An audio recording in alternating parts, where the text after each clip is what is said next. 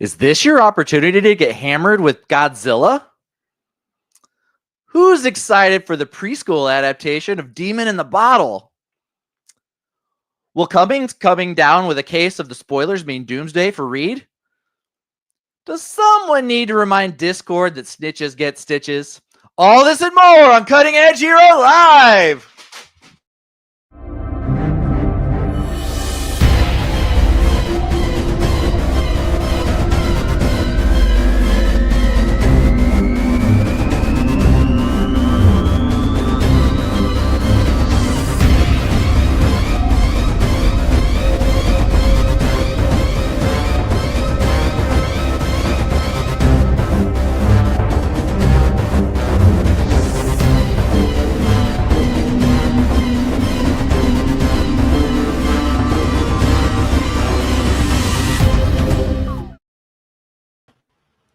Cutting Edge Hero! I am the Nerd King, Danny Stewart, your host for this and every episode of Cutting Edge Hero, joined this week by my lovely co-host, the original queen of nerddom herself, Jen. Jen, what is up? What's up? And, of course, the obsequious, the fanatical, the hat-wearing Landon Felter. Landon, how you doing? Doing just fine, and I only understood 2 of those 3 things. Yeah, me too. I just use words. And then, as always, we have our we have our technical director, Randy, behind the screen over there. Randy, how's my guy in the chair doing this week? I'm doing all right, and I am human. I don't know if that's what the rest of that word was going to be. And our human relations specialist and fact checker extraordinaire, Ben Stewart, could be in the comments. I don't know. That kid's wild. He does whatever he wants to.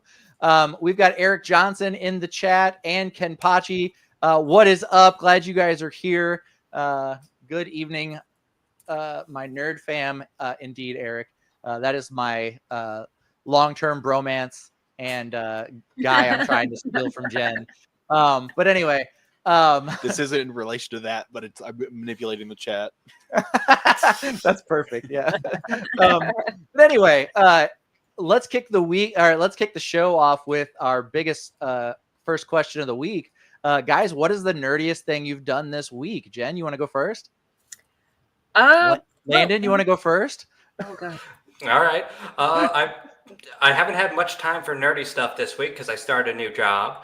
But I have decided to try my hand at a Pokemon Platinum Nuzlocke, just to try it out. I don't know what that means. So we're a whole level of nerddom. Yeah. So a Nuzlocke is a specific challenge in Pokemon, where the basic rules are, if a Pokemon faints, it's dead. You can't use it anymore. You have to release it or put it in the box or whatever. But if it faints, it's gone. And 2, you can only catch the first Pokemon you find on each route of the game. Yeah. Okay. So you only get one of the first one you find. Is that what you're saying? Yes, you only get one of the first one you find. There are also variations on the rules. Like some people have species clause where if you catch a Pidgey on Route 1, you can't catch a Pidgey on Route 2 or whatever. And things along those lines. That seems unnecessarily complicated for a fun children's game. You also have to nickname them, so when they die, it hurts more. Yes, you also have to nickname them so that if they die, it hurts more. Oh, wow. Jen, you got anything like that? Well, I mean, last weekend we played our TTRPG for the Awesome Zone RPG, so that was super fun. And then, as Eric put in the chat, we've been playing a lot of video games with our buddy Rob. So we've been playing lots of 7 Days to Die. Yeah, Rob Gibbons, longtime fan and friend of the show. Yeah. And that sounds like an absolute blast. I've never played 7 Days to Die. I'm assuming that's a zombie type game. Yeah. Yeah, it's a zombie game. It's like an open world, post-apocalyptic, kind of like survival game. All my favorite futures are post-apocalyptic. Less people. Randy, what'd you do this week? Marshmallows. It's still Marshmallows from Bloons Tower Defense. I've been playing so much of it. I also tried the RuneScape Dragon Wilds game. It's still in early access, but it's like a survival crafting RuneScape. It was fun. Me and one of my friends, he's played so much more than I have, but we basically ran out of content to do. So we're kind of put it on the back burner till they add more stuff. But it seems like it's going to be a really fun game once everything's in it. I may check that out. Mm-hmm. But Billy Rhodes is in the chat. He said, "Yo, what up? What's the hit list?" It is your 5 favorite Nintendo games this week. And Billy said the nerdiest thing I've done is watch the new season of Black Mirror. Holy shit, that is an emotional ride. Episode 4, not hot. Okay, episode 4, not even easy. Huh? Episode easy, 4, hot, close easy, to too close to home. Okay. I'll check it out. I love Black Mirror, so I will be getting back into that. Speaking of Black Mirror, Netflix is removing all of their choose your own adventure content off of their platform, including Babadook. Was it Babadook? No, it was the Alice in Wonderland one. Yeah, Bandersnatch. They trimmed a bunch of them, but left a few of them. But they're finally going to remove all of them, which I hate. I wish they were adding to them. I fucking love that choose your own adventure. I never watched version it. of TV watching. I never watched it, but one of my friends did, and they said it was cool. And I'm like, why? That's a cool gimmick. Keep it going. Yeah, I sat and clicked through it until I got every single scene and ending that I could find. And I followed like a list online to make sure I got them all, and I think I got everything. Always froze. Huh? Like anytime we would go on there and we try to do the Bandersnatch, like when you go back and like try to pick like a different option, ours always froze. It would always like just death spin. That sucks. Yeah, I didn't have that experience. It was pretty easy to just go back to my previous option and make a different choice. CJ Lovelady said Netflix is trimming their Bandersnatch. That's the headline I should have went with. Anyway, I did a couple of things this week. First off, we didn't do the show last week because I decided to remove the fence out of my backyard, and I'm not traditionally allergic to like poison ivy or poison oak or poison sumac. Like I barehanded all the time. It never bothers me. So I don't really worry about it too much. Well, I got really into a bunch of it this last week. And so Randy's got a picture to cue up here. This is what I look like on Thursday morning. I was not as bad Wednesday morning, but I was close. But by Thursday, I could barely see out of my eyes. So my first allergic reaction to poison ivy, which apparently can just happen anytime. Like you can just go from not having a problem to having a severe problem. I got a steroid shot in my ass. I've been on prednisone since. It took many, many days for the swelling to go down, but I'm glad I'm finally closer to normal. Katrina was making a lot of jokes about me looking like Sloth from the Goonies. She's a very loving and kind and sensitive human being. So, I mean, Danny, I was looking at that photo, and since you're healthy now, I can say it looks like it took you back in time to Neanderthal days. Yeah, I totally agree. I get it. I see the sloth comparison. I'm just glad I don't look like that anymore. But anyway, that being said, in my downtime over the last 2 weeks, I did something that I've really been wanting to do for a long time. So you guys know that I have a lot of love for my man Optimus Prime here. This is the Optimus Prime model kit by Flame Toys. And then for Christmas, my friends got me this Megatron, which is the generation. I hate that it won't focus on it. Try the hand thing again. I don't know. Anyway, this is the what they thought was going to be Generation 1 Megatron. It ended up being the IDW Comics Megatron from the Till All Are One comic storyline. So this is actually a version of Megatron that joins the Autobots, but it is not Generation 1. It's close. It's close to Generation 1, but it is not Generation 1. So during our break, I actually found this at our local hobby store.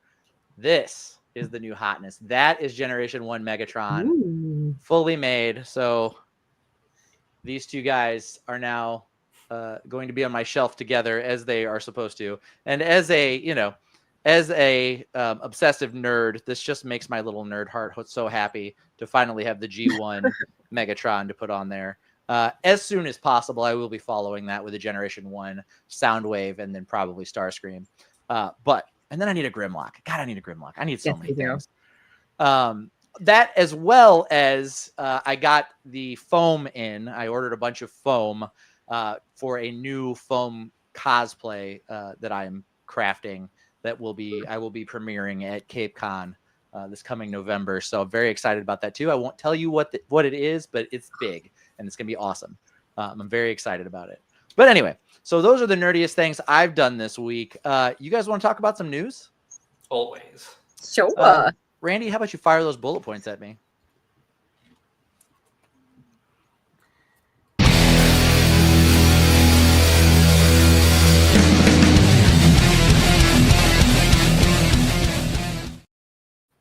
All right, welcome to the bullet points. This week we are talking about some of, definitely not all, of the news going on in anime, comics, TV, movies, and video games. I will kick us off, guys.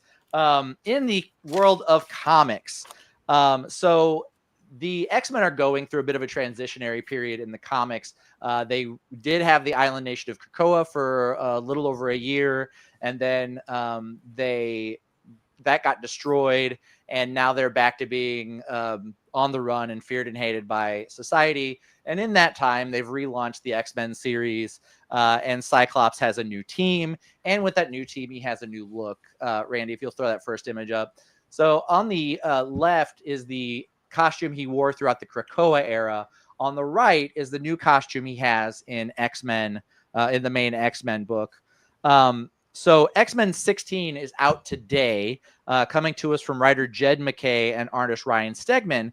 But we're getting a variant cover featuring the various eras of Cyclops by artist Russell Dauterman. Guys, what is your, if you had to pick one, what is your favorite Cyclops look that he's had over the years, and why? Not my Cyclops, CJ Lovely. That's so funny. I mean, it's hard to get over just like the classic design from the 90s and now I guess modern cartoon as well. Like, yeah, the Chris Claremont blue and yellow.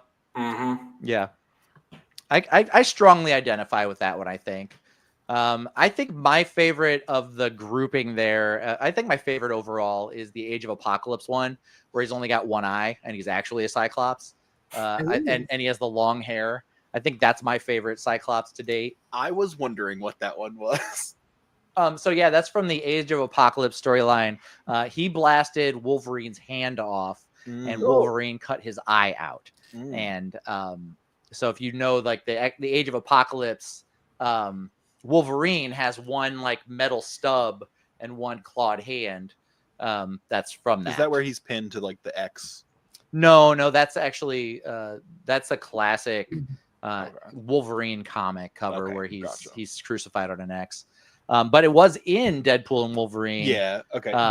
Did he have? He has like really big feral hair, and he's got the flat, and it's like a sleeveless shirt and pants.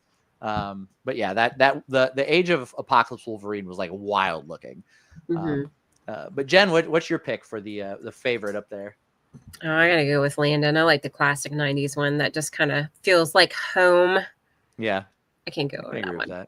I can agree with that. I really like the Phoenix 5 one. Oh yeah, Phoenix 5 was really good. It's pretty sick. Like I like his visor being like, I think it's the shape of a phoenix. I also like the red, because this is the comics that I was reading at the time. Yeah, like the big X. The red. That's the costume that predates the Krakoa era, when he was a terrorist leader. He was a leader of a terrorist cell and a criminal post the Phoenix 5 storyline. And then the baseball cap's doing it for me. I know. But I see we've got and jeans. I see we've got up there. One of the things they included was Ultimate Cyclops, which is the top left next to the Phoenix Force, and that's not even the same continuity. Who's being cruel to these two up here that get yeah, those were probably the artist's favorite ones too. He's like, these are the ones I nailed. I also like the bottom left right next to the barcode. Oh yeah, I like that visor. I don't know what it is or what it's from, but that's a cool visor. I don't know. It's like a cat face. Is it like a gala, like a Hellfire? Oh, gala it's from the one? Hellfire Gala. Okay, yeah, I would say it's from their big. It's pretty camp. It's from their mutant prom that they held 2 years in a row, and then on the second one they destroyed Krakoa and all lost their island and fell apart. I can't handle the one with the Pantene hair. It's all like this. That's the one that caught my eye first. That's the Age of Apocalypse. I'm not gonna lie. I thought he stole Jean Grey's hair for a second. It's the amalgam universe where they got Yeah, put that's what I was together. thinking. Just like some weird And version where they Wolverine's still merged. into it. Yeah. Oh, absolutely. He loves himself a redhead. Let's see. We've got some comments in. CJ said I did it wrong. Hashtag not my Cyclops. Eric Johnson said Scott just doesn't age. Eric Johnson said his favorite is 1990s Jim Lee. Billy Rhodes said the one that he was dead is my favorite. Yeah, I've never been a big Cyclops fan. Don't do that to James Marsden. I don't know if that's And Willie McCoy said, "What's up, team? Willie, glad you're here." Justin Aiden, good friend of the show, former host of our previous show. Age of Apocalypse, Cyclops is superior. Totally agree. And he says one of his favorite action figures that he owns. And Eric Johnson said the X crucifixion was from the Revert. Yeah. Moving along in TV news, Disney Plus and Marvel Studios announced today that they are going to be releasing a show called Iron Man and His Awesome Friends. It is coming to us from the same people that made Spider-Man and His Amazing Friends. Iron Man's Awesome Friends are Riri Williams, you can see on the right there, and that is Amadeus Cho in Hulk armor on the left. It will be Tony Stark in the Iron Man armor. Here's a quick look at some of the villains that are going to be in it. We've got whichever one you're going to click, what I'm going to describe. We've got Ultron here, and instead of being a killer robot, he's going to be a mischievous robot. Then he looks like a scamp. Yeah, he does look like a scamp. The Absorbing Man Crusher Creel, who we know is one of Hulk's most dangerous villains, is going to be showing up in the show. And then a gender swap version of Swarm is also showing up. So for all of your kids that are preschool age, they're finally going to get their introduction to Iron Man and his addiction problems. Like I said in the intro, I can't wait to see them do the Demon in a Bottle storyline. It's just juice in boxes. this. Yeah, Demon in a juice box. That's going to be perfect. I'm sorry, but some of these really look like. Do you all remember the old Clash of Clans ads that would play? These really look like some of those Clash of Clan ads. You mean the Hog Rider Scream? Yeah. Which was the original Chicken Jockey? Oh, Chicken Jockey! Yes. I think we all have to throw our popcorn now, right? Isn't that how that goes? Thanks for bringing back the trauma. Justin Aiden said more Marvel PJ Masks. It's true. They are definitely ripping off PJ Masks. Although that it's what was it? Superhero Squad was the other Marvel series aimed at kids where they were kind of chibis, and Doctor Doom was like a goofy weirdo, not unlike Doom in actual comics, but with less gravitas. Moving along to movies, Alan Cummings may have spoiled a part of the plot of Avengers Doomsday. Now, this isn't a huge leak because I think we could kind of all assume they were going to have like a superhero punch-up before they all decided to be friends again. But in an interview with BuzzFeed UK, I have the quote pulled up here. He said, I'm sort of learning these fights. Like, what? Who am I fighting with? You're hitting Pedro Pascal against the head? It's just that I can't quite believe, especially because X2 was such a long time ago. So apparently there's a fight between Nightcrawler and Reed Richards at some point in the movie. That would be an interesting fight. Yeah, I it's something I really haven't thought about, is that we're getting the X-Men and the Fantastic Four in one film together. And I was kind of expecting an Avengers fight, but it didn't occur to me that we may see some of these mashups where, like, it might be Wolverine and Nightcrawler fighting against, Thing and Reed, which I'm excited for. Heck yeah. I remember like the X-Men versus Avengers comic run. They had like they had like a X-Men versus, and it was two characters. That, like I think it's, we don't get screen time together, so we're going to put you together in this, right? As like they just run into each other. And then after that, they had the X-Men and Avengers, where it was like they team up. Yeah. And so like I'm all for just two random characters duke it out for a minute. Justin Aiden said, read it again with his accent. I'm not going to try that. Eric Johnson said AVX had some good matches. It definitely did. And Billy Rhodes said, I can't wait for kids to finally idolize an alcoholic that isn't me. But anyway, so that's our first spoiler from the Doomsday film. That I'm sure it won't be our last one. But Alan Cummings, who I don't think he's as worried about his MCU career as some of the actors are. Like Tom Holland would really be fucked if they fired him. Alan Cummings would be fine. Do you think that they're going to? I might have brought this up already, but do you think they're going to do the tattoos again? No. Or do you think they're just going to CGI it or just pretend it didn't happen? I think he's going to be mostly CGI, just like Kelsey Grammer's Beast. Because that seems like that would take forever. Yeah. Anyway, moving along to movies. Oh, that was movies news. Never mind. One more story in movies. Nexus Point News posted an exclusive article stating that A24 will be making an Elden Ring movie and then immediately took it down. Here's a screen grab from Film Update's Instagram. And the article claimed that the film would start production next year and that Alex Garland would direct. Thoughts? Why'd they take it down?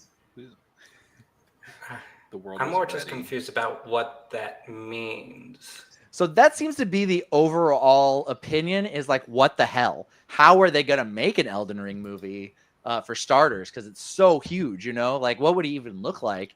And then people are like confused, like, is this a real leak? Like, why would they post an article and then it not be true at all? But also it just seems too grandiose. Now, not that there hasn't been interest in them making a movie. George R.R. Martin has said that he would like to see it as a movie. I know that From Software has said they would like to see it as a feature film as well. But like the fact that this leak exists or this article exists leads me to believe it's probably somewhat true at least. Mm-hmm. But then why was it ripped down so fast? Because it's not like that's, it didn't report anything. It didn't have any news besides the fact that it was happening. I don't even know what direction they would take this in. I don't even know, like, if it's supposed to start production, then where exactly would they be right now? Because they would... Right. They'd be definitely in the scripting phases. Yeah, they storyboarded everything already. So then... Yeah, but like what would that even, like, what would they have to cut from the game? What would they take from the game? Like, I really don't care. I think the thing I want the most is a screen accurate Ronnie the Witch. See, I think they should follow the Let Me Solo Her guy.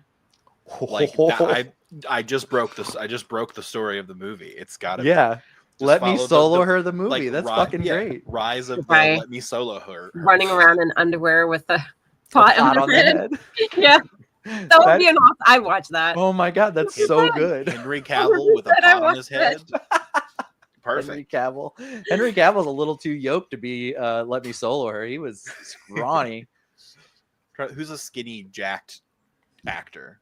Skarsgård. Oh yeah, Skarsgård would be good. Any of them could do it. Even the dad. He's probably not the right build. Eric Johnson said that would be such a deep and long movie. That's also the title of our movie, Eric. And Billy said, I would not have thought that A24 would have enough money to make that movie. I don't know that A24 would have the money, but there's definitely enough money in the Sony piggy bank to fund A24 making it. A24's in with Netflix though, right? Because didn't they do Has Been Hotel? I think that, and they got like a third and fourth season. I think. So, I think that having a contract with Netflix doesn't preclude them making a movie with someone else. And they spent like, what was it, $1 billion per episode on Lord of the Rings. That Lord of the Rings was Amazon for not Lord of the Rings, Rings of Power. Yeah, and that was I like Rings of Power. I really do. Mm-hmm. I do wish they could connect it more to the main Lord of the Rings world. But I really enjoy it. Just repurpose the assets from Rings of Power, make them more Dark Soulsy. You're already halfway there. Okay, go from high fantasy to dark fantasy. Mm-hmm. Yeah. So that is it for me. Jen, what do you have in anime news? Ooh, I got some good anime news for you guys. So Dan actually debuted a new trailer. This actually happened on April 26th for their upcoming season 2. In the trailer, it previews the fight between Okuran and Evil Eye, along with some other teasers for this next season. And then it shows in the last scene that Okuran and Turbo Granny in her Lucky Cat form get into a sticky situation. Describe the sticky situation. Or maybe don't. I mean, I could improvise. I love Don to Don. I think that was one of the best anime to come out in quite a while. Agreed. It's very good. It's fun. It's like a mix up or a merging of Jujutsu Kaisen and Fooly Cooly into one beautiful wacky baby. I just love it. It's, whenever I introduce somebody to it, I'm like, listen, get through the first episode. Just stay with it, because that's what was told to me. Because I watched the first episode, I was like, what the hell is this? But then once you get past it, I think it's amazing. Yeah. I need to get into Dan to Dan because it's something I saw tons of out of context clips of the manga for years because it's batshit insane. Yeah. And then when the anime finally came out, I was like, oh yeah, I'm going to watch it. Or whenever it was about to come out. And now that it has, I haven't done it for whatever reason. Probably because I'm stupid. Oh, no, I wouldn't say it's because No. you're stupid. I think it's because everyone else is stupid and they're keeping you away from it. I blame everyone who isn't you, Landon. You are above reproach, unlike Randy. It has like one of the best anime openings. I've heard it forever. Dude, the theme song gets stuck in my head Yes. just randomly, and I'll just be like sitting around going dun dun dun dun dun dun dun dun dun dun dun, and it's like, God, it's so good. But it's just wild, man. Like the nutty the nutty juxtaposition of like this crazy, creepy grandma demon trying to steal this kid's testicles is like the start of the story, and it just gets wilder from there because his testicles become like his source of superpowers, which is like so nuts. And when other people are holding his testicles, they also get superpowers. Like, that is the wildest shit. And I love that it's this like merging of what's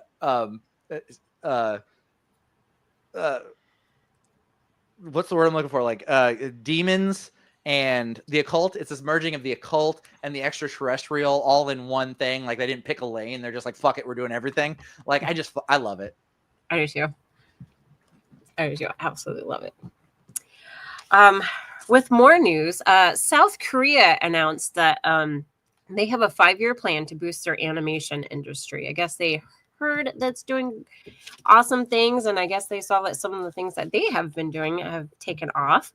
So the South Korean government is going to be establishing a fund of $100 million to expand it by 2029. And they're also going to plan to enhance education programs, support for producing content, as well as projects optimizing for streaming platforms. So you want to get into that, move to Korea. They'll support you. Yeah.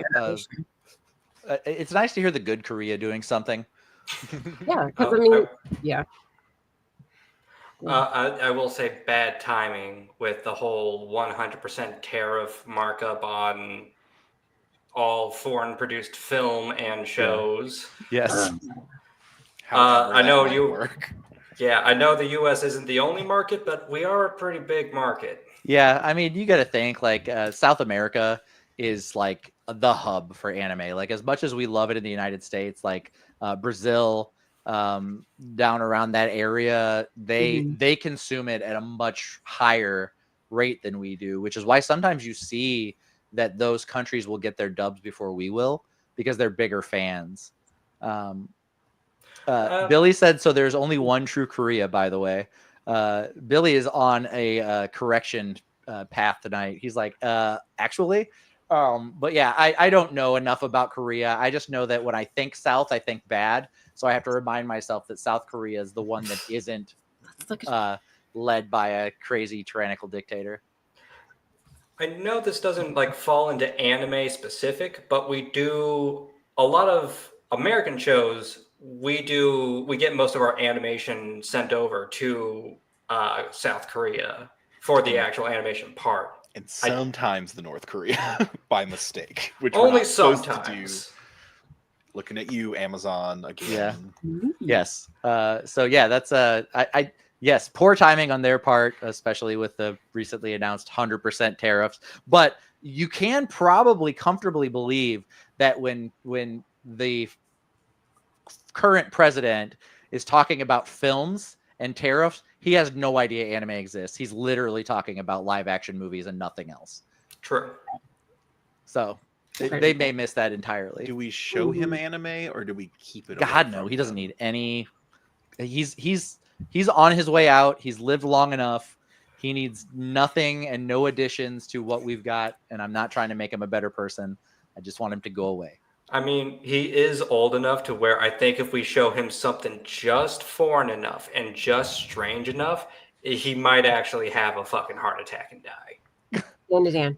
He would be in favor of Shao Tucker. Yeah. That would be his favorite character, probably. Yeah. Anyway, moving along. What else you got, Jen? Demon Slayer Mugen Train is returning to theaters for a new 4K release on May 14th. But here's the kicker. There is an Infinity Castle teaser that will play and only be available to those attending the Mugen Train re-release. Rude. Yeah. The odds of us getting that, I'm going to say Mugen because I think that's the way it was pronounced to me, at least. And I could be totally wrong. But I don't think we'll get a re-release of Mugen Train in order for us to get that preview. So I guess we'll have to wait for it to hit the internet, right? Probably like 10 minutes after the first showing of it, probably. Yeah, definitely. Yeah, it'll be on pirate sites. Yeah. I'm relying on that. Someone please record it and put it on YouTube everywhere, please. Yeah, maybe it'll be like the last premiere of a Infinity Castle thing where it's just the same ending but with an additional crow. There was something like that where it was like everybody was excited for it, and then it ended up just being like the Infinity Castle with a crow flying through it, and that was like the big reveal, and everybody's just like, "What?" Well, that's like My Hero Academia releasing a movie to theaters that was just them playing baseball. It was like didn't further the plot, added no new characters. It was just them having a baseball game. It was like cool. Can't wait to watch that. I love it. All right. Billy Rhodes said, "Oh, speaking of the president, I really think someone needs to do it." Unrelated note: Luigi is my favorite Super Mario character. Mine too, Billy. Mine too. All right. And last but not least, have you always wanted a hammer in the shape of Godzilla's foot? Well, you are in luck, my friends. You can bring some kaiju power to your new home project. Custom, who are creators of unique iron tools, have created a Godzilla foot hammer weighing at 1.2 pounds. This particular model was created from the 2001 film Godzilla, Mothra, and King Ghidorah. Look at that. Yeah. I've never wanted a themed hammer so much in my life. I didn't know I needed that. I think the only other time I've ever wanted a themed hammer was this one. Yeah, I've never that's incredible. I would like to show up to a job site with that as my hammer. It's a very niche intersection and a Venn diagram of foot people, construction workers, and scalies. Oh. And that's awesome. I have a feeling we're gonna find out that Venn diagram is bigger than we think, Randy. I find out we're gonna find. I need to know. Am I the only one that just learned that the word scalies existed? No. No. Or yeah, you are the only one. Did you know scalies were a thing, Jen? No. Okay. It's like furries, but lizards. It's a subsection of furries. We I had needed no idea. What is the purpose of this hammer? subculture with that. Novelty. Yeah, probably novelty, Billy. I don't imagine you're going to use it regularly, but I would, if I got my hands on one. You got to rebuild Tokyo skyscrapers the same way they were destroyed. Yeah. So would you use more lube as a scaly than a furry? Because scale's slippery. No. I'm not that far into it. I guess that depends on what you're putting the scale on. Mm-hmm. I don't think there's scales in that part. Are there? Yeah. Not with that attitude. So that does it for anime. Landon, what do we have in video game news? All right. You know what? The world, not too great right now. Let's be honest. So gonna start out with some great news. EA cancels a Titanfall game and lets go of 300 to 400 people. That's not good news. No. But yeah, another round of layoffs at EA. What's happening? Did they make Elon Musk their CEO or something? No, just turns out Things aren't going too great right now. I honestly just got an alert about a story 5 minutes into the show about how apparently, what's their live action game? Battle Royale. Why didn't I mark this down? But anyway, I just read Billy's newest comment, and I fucking can't. Sorry, Landon, go ahead. Yeah, like their one of their newest, one of their well-known games is not doing that great right now. Apex Legends, their profitability is down 40%, apparently. Wow. Projected not to do much better than this. So that's I think they added lightsabers to Fortnite. That's because they added Emma Frost to Marvel Rivals. Oh, fuck yeah. Yeah, I've heard that. Yeah, so things aren't looking too good for EA. They say they're going to stick with it. A lot of people don't think so, but that's just how things are going right now. Yeah, I played Apex Legends for like a week when it first came out, and it was kind of like your run-of-the-mill shooter game, and then I was like, nah, I'm good. I went to do a practice match, and I got thrown into like a lobby with real people, and was like automatically on voice chat, and got scared and jumped ship immediately. Never went back. Yeah. That's the only appropriate response to that. Like people were talking to me. I was like, oh no, I have no idea what I'm doing and can't handle this. Did you feature Billy's comment? No, I didn't know I didn't know if I was supposed to. I want people to see what he said.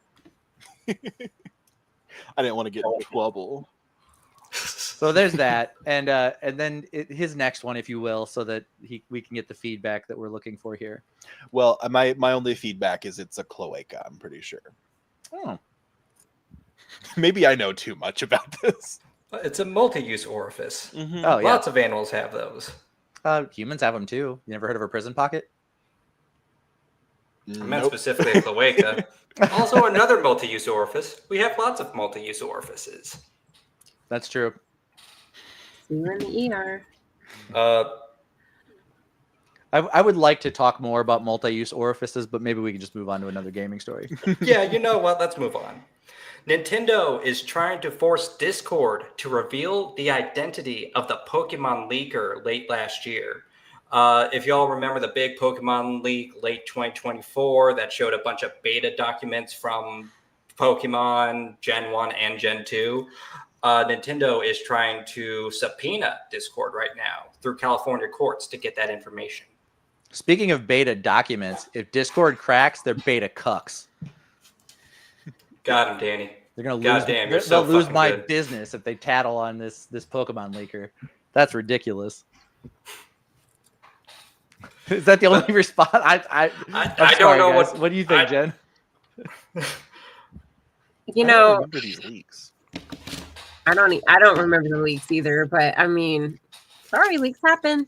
Keep it rolling. Yeah, I mean, who knows how much personal information the leaker did share with Discord? Their Discord name was something along the lines of like Game Freak Leak or something like that. So like, I don't know how much personal information they did share. Yeah. It was just like, from what I understand, it was just Pokemon like concept leak, right? Like, it was like Pokemon concept leak, as well as like some early design documents and kind of like just some jokes they had in the office. Like there was like a whole thing about Typhlosion kidnapping a girl. I remember the Typhlosion thing. Yeah. You remember that? Yep. It was from that leak. Okay. I didn't know that was a leak. So not as bad as whenever Sony's leak happened and it turned out their CEO was like super racist and saying awful shit about actors and then lost his job. Not that bad. Not that kind of Typhlosion got canceled. Yeah. This was a mostly victimless crime, except Nintendo was kind of upset that information about games that are older than me got leaked. It's a victimless crime, like punching somebody in the dark. What else you got, Landon? CD Projekt Red execs that said that they will release a physical cartridge of Cyberpunk 2077 for the Switch 2. Telling other studios, do not underestimate the physical edition. Okay. That's so this is kind of what I've been talking about when it comes to the Switch 2. That's a pretty beefy game to be on a handheld console. apparently it's good enough to run Cyberpunk 2077. Or, well, they did also release it for the PS4, and it was not great on there. So Yeah. it at least has to hit that low bar of a console 2 generations behind this one. Or 1 gener. 2? 1? I don't know. Anyway. One. It's one. Yeah. Still, though, it's interesting that they are releasing a physical copy in this age of constantly trying to get rid of physical editions of games. It's interesting that the cyberpunk futuristic technology-based game is releasing a physical Good point. cartridge. Out of all the ones to be leaked or talked about, like I wouldn't be surprised for a lot of other things. Like I wouldn't be surprised to see an Oblivion cartridge, but Cyberpunk, it's like, here's some retro tech. Like, you know what I mean? Like maybe that's the angle. I mean, it's still like these cartridges are still advanced for what we have now. It's better than CDs. It's better than, just whatever. It's at this point, let's be real, streaming and downloading is becoming the less desirable forms of these things as more and more people realize that they don't own the stuff that they can download. That's so valid. Maybe this is more of a future forward step than we realize. Yeah. Sony recently stopped supporting. I actually think it's just the game studio. Recently stopped supporting War for Cybertron, the Transformers game, which had an online element, had a build your own Transformer element. And it's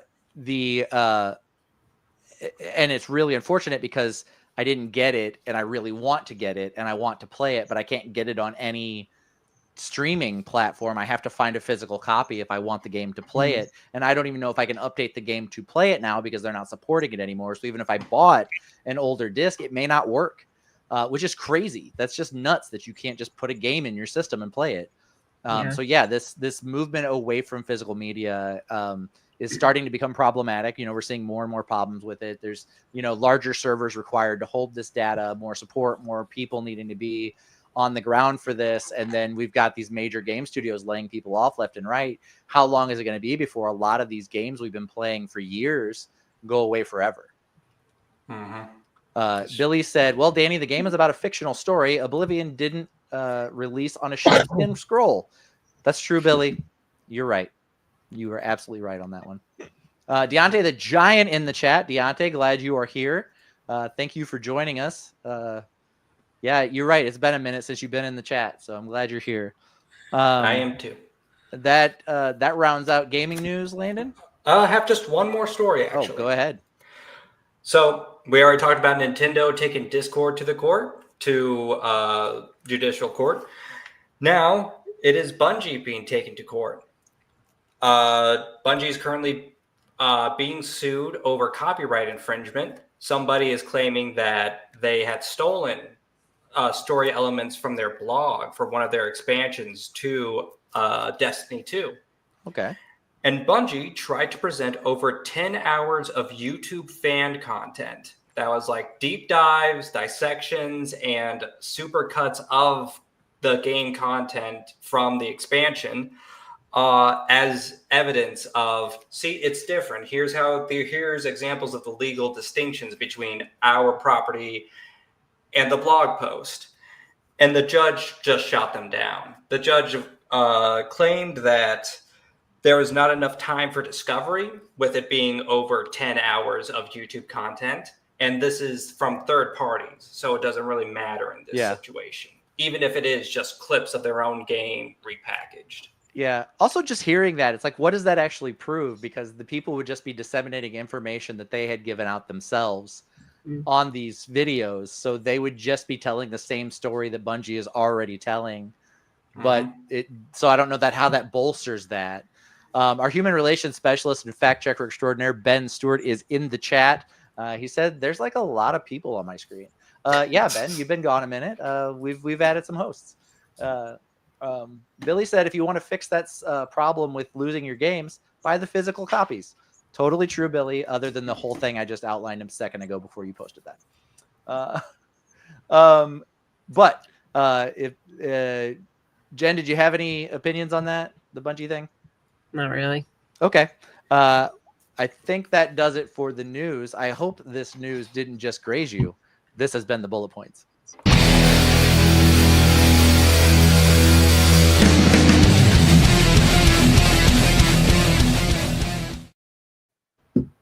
Welcome back to the show. Guys, we finally got what some people are calling a really good Marvel movie. It seems to be the overarching opinion that Thunderbolts is good. I saw it opening night. I've seen it a couple times since. I know Randy said he has seen it. Jen, have you had a chance yet? Oh, I have not. I went and watched Sinners, not that. Yeah. Landon? I have not, but I have heard a lot of good things about it. All right, prepare to get spoiled. Well, first off, this is the popcorn bucket that they had at the movie theater, which I'm pretty excited about. Yeah, my it is. God. I did not know that. That's actually sick. It is Red Guardian's helmet. Pretty neat. This like spot right here in the middle of the forehead. You just push up on it, and it opens up. You can get in there and get your popcorn. Oh, you can't wear it? Oh, well, Randy, you can if your head isn't giant you're like mine. Square, because it has those bars on the side. Because it does. I'd rather just wear it. It will go, if your head isn't enormous. Like it fits Katrina. It does not fit me. But yeah, so first off, I am loving this novelty popcorn bucket game. Whatever they're doing, like they got my $30. I thought it was awesome. I disagree. That one's cool, but I hate most of them. The Dune one was funny. The Dune one was funny. The Deadpool and Wolverine one was really funny. Was probably the peak for me. Yeah, I wanted the Alien one, but they didn't have it. The myriad Deadpool and Wolverine ones they had was killer. I'm not going to get all of them. I don't have any of them. But just how crazy they went over that was nuts. Like the baby Deadpool, the Deadpool's head, Wolverine's open mouth. There was a handful of other ones. Oh, I think I've only seen the. There was like 6. Okay. And it depended on the theater you went to. So if it was like AMC, it was one type of popcorn bucket. If it was one of the other ones, I don't know. They were all different. Deontay said I might be the only person that's not intentionally going to see Thunderbolts again. So I guess he's either he didn't like it or he just wants to keep it to one viewing. Either way, I will say for me, I thought it was good. I enjoyed the movie. I do think that a lot of the reviews are mentioning that it had some slow stuff in the middle that does kind of creep a little bit in parts, and you're kind of like, all right, let's move the story along. You do get kind of that feeling at certain points. The fact that this movie is pretty much about mental health issues. That's the overarching villain of this movie is not one person. It's everybody's mental health issues and how bad of a time they're having in this post Endgame world. And it works. It worked. Making that the big bad of the story was good. It kind of spoke to, I think, the time we're living in right now, but also that's something that superhero media has tackled before in comics a lot, and something that they have stayed away from with the MCU. There's a lot of like bright, flashy, poppy, quippy, like what's the next fun thing we can do? And they don't really address the overall trauma of a life built basically in combat all the time. And that's something that they did address in this movie, which I thought was really fun. They used the character of the Sentry and then his evil side, the Void, to kind of tell that dichotomy. And I think it did a really good job. I will say, I think they did Taskmaster dirty. I thought they were the star of the show. Yeah, I think they did Taskmaster dirty. More than I thought they were. We all know that Taskmaster got the raw end of the stick in Black Widow, being not Taskmaster, basically. Because I don't care that it's a gender bent version of Taskmaster. That's not my problem with it. My problem with it is that Taskmaster is in line with Spider-Man and Deadpool for being one of the biggest smartasses and the biggest problems in the Marvel universe. And they did the exact same thing to Taskmaster that they did to Deadpool in X-Men Origins, wherein they made him a silent character who doesn't really get to be who Taskmaster is. And so I was really looking for an opportunity for this time, knowing that the character would be able to talk and interact and all of that, that we would get a little bit more of the real Taskmaster this time. And we did not. They had one line in the movie, and then they were summarily removed from the script for the rest of Was it the even a history of line, the or did she MCU. just shush someone? She said, "You're not my target." Oh, okay. That was her one line to Black Widow. She said, "You're not my target." So that's my like one big complaint about the movie. Taskmaster was not Taskmaster again, and it was like Marvel like rubbing salt in the wound for me. I was like, what the fuck? Even her like fight scene, it was not like Taskmaster's the like copies your abilities, right? Or Yes, copies your Taskmaster can movements. exactly copy the muscle memory of anyone else just by seeing what they're doing. Like has shield like Captain America, Yes. but doesn't do anything that copies. It shoots an arrow at one point. Yeah. Yes, but like so she's fighting US agent, and exactly she does some cool stuff in the fight, but I wouldn't say she was mimicking anybody's fight style. I wanted to see like mimicry, like what she does. Oh yeah, Taskmaster is a woman. I've been making jokes about with it with my friends, calling it woke Taskmaster. But that's like I'm like I think they did her dirty because of the backlash from Black Widow. But yeah, like no mimicry really. I think it was a missed opportunity. Just I mean like if they both did like like the anime thing where like you punch each other's fists, like just have them do the same thing and punch each other's like fists and then kick and like kick each other in the face. I don't know. I have seen a report that from like the original screenplay that they had and then the adaptation that they made afterward, they made some big changes between the original finished script and then the final script they went with. Taskmaster was supposed to feature in the film a lot longer, and she was supposed to make it to the end of the film, and she has memory issues due to her Red Room training and programming. And what was supposed to keep happening was that John Walker was her target. And so after they all decided to become friends and went on their little superhero team adventure, she would keep resetting to thinking he was her target and trying to kill her while they were trying to save people, or trying to kill him while they were trying to save people. But that apparently got scrapped when they decided to just remove Taskmaster from the script entirely, which I think would have been fun. I think Taskmaster could have been a really fun but character. It is like a distraction that would just add to runtime and be like, oh, this again. That being said, I think Sentry was done really well. I think without having to go back and tell the Silver Age storyline, that Sentry has always been in the Marvel comics and he's friends with all of the Marvel superheroes. And then in order to keep him from turning into the Void, they wiped his memory and hid his watchtower, and he didn't know he was a superhero because that's his comic origin. And then instead of that, they just made him a part of another super soldier program, which is very Ultimate Marvel, like the original Ultimate Marvel. That was their story. And that Wolverine was initially part of the super soldier program, which turned him into a mutant. And then he was the progenitor of all other mutants in the Ultimate storyline. And that's kind of what they've done with the super soldier program in the MCU.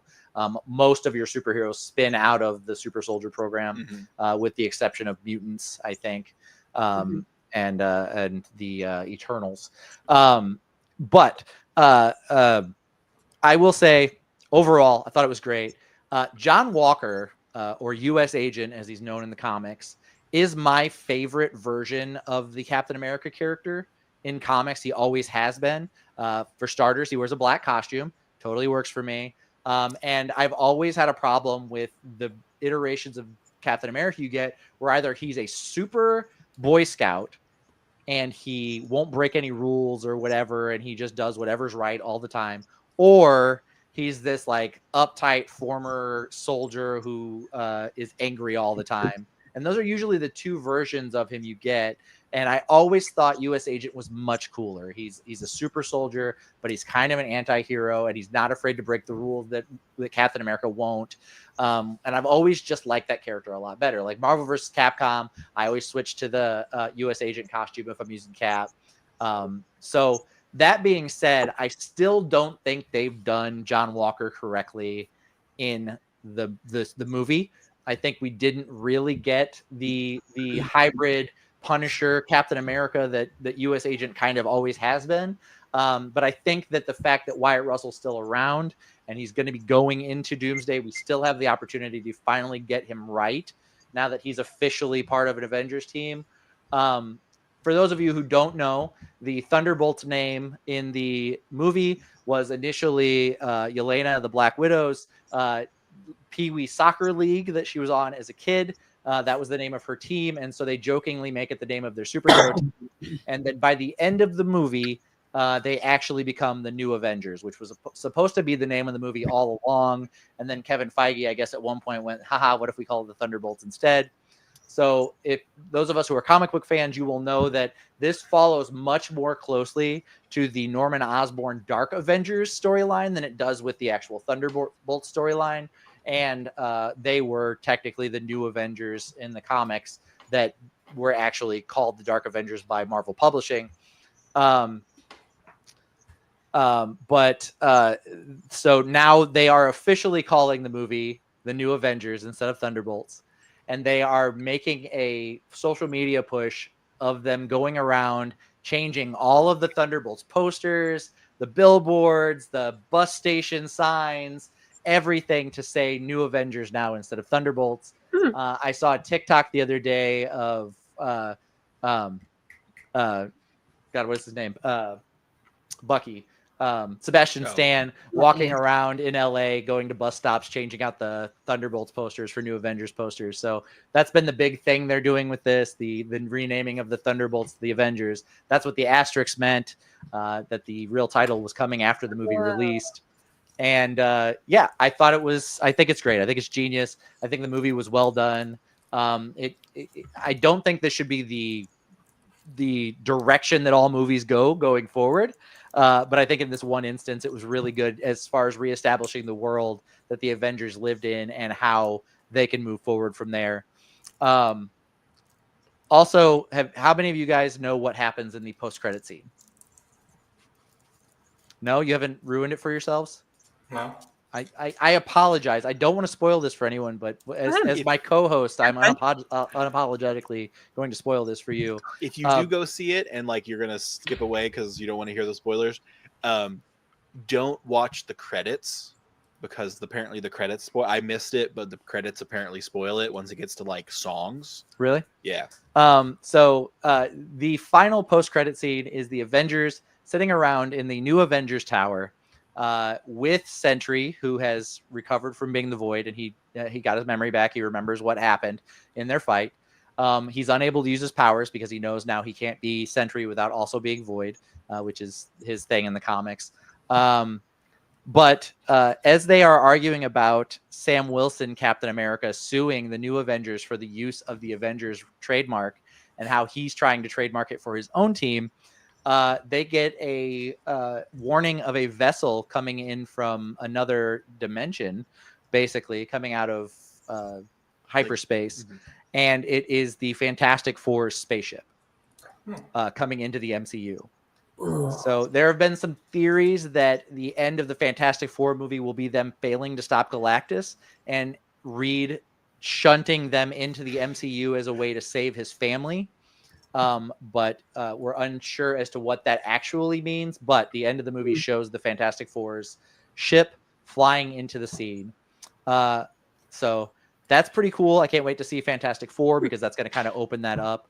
We're like 2 months out from getting Armor Wars, the Riri Williams Disney Plus series. Did anybody realize that? I was gonna say I saw a thing where they were talking about like they haven't done a push for it. There's like, at no all. marketing for it, so I'm But- not optimistic about that show. So in the credits, apparently they have like the Fantastic Four theme Yeah, listed as yes. one of the songs, and like people were like, "Oh," which like it's like literally 10 seconds before the scene right. starts. Yeah, but, it's right. You know, yeah. the music credits are the last thing before the post-credit scene. But, but, yeah, you do see it. But yeah, it's right there on the right. I was turning to my friends. I was like, "Does that not spoil the Fantastic Four movie?" Because in my mind, it means they failed. I and they knew had to, going like, in jump ship. that- Which I mean, like Galactus is on the planet. That's a lot of times Dunzo Yeah. Bunzo for whatever. They planet definitely he's on. could have put that music credit at the end Yeah, after. yeah. But I was spoiled going in. I knew that we were getting a Fantastic Four post-credit Okay. scene. See, I didn't. I avoided most of the trailers and everything because they just can't do a trailer without spoiling stuff. And Yeah. I heard that this one, which I knew Sentry and Void and stuff, but it's like they need to work on their trailer like clipping because they spoil so much. Well, they so did bad. and didn't, like, because you don't know what you can and cannot trust in a Marvel trailer Mhm. because they photoshopped Taskmaster into later scenes in the movie, Mhm. even though Taskmaster dies. There was on way a po- ahead of yeah, that there was on a in the movie. podcast that I listened to, and they like said from the first trailer they were like, most of the time whenever like it shows Taskmaster, it's in a single room, or they're not like interacting with anybody. So they were like, I don't think Taskmaster's going to be in it very much. The fact that she wasn't listed in the chairs Yeah. for Doomsday and the rest of the Thunderbolts cast was pretty much a dead giveaway. Mhm. But that being said, Sentry was awesome. I look forward to seeing how they plan to use him going forward in the MCU. I want to see some actual Sentry fights. I don't know if we'll get where they kind of balance it out and he gets a little bit of Sentry before he becomes Void again. But this guy's powerful, like way, way more powerful than anyone else in the MCU. And they show that in the comics. Sentry's known for ripping Ares' head in half, which is a Greek god equivalent in power to Thor. In the comics, it is canonic that Thor is more powerful than Sentry, that he's the more powerful of the two of them. But based on what we saw in this movie, that is not the case. They even have a conversation about it because he's like, "You said I was stronger than any of the Avengers," or he says, "I'm more powerful than a god," and she's It's like, more powerful than like, any of the Avengers, and and one I of them didn't- is a god. Yeah, so and that he's like, makes "I me didn't a say god. that," and she's like, "Yeah, well, one of them's a god." So Yeah. um, Well, Sentry is one of multiple analogs for Superman that the Mhm. MCU has.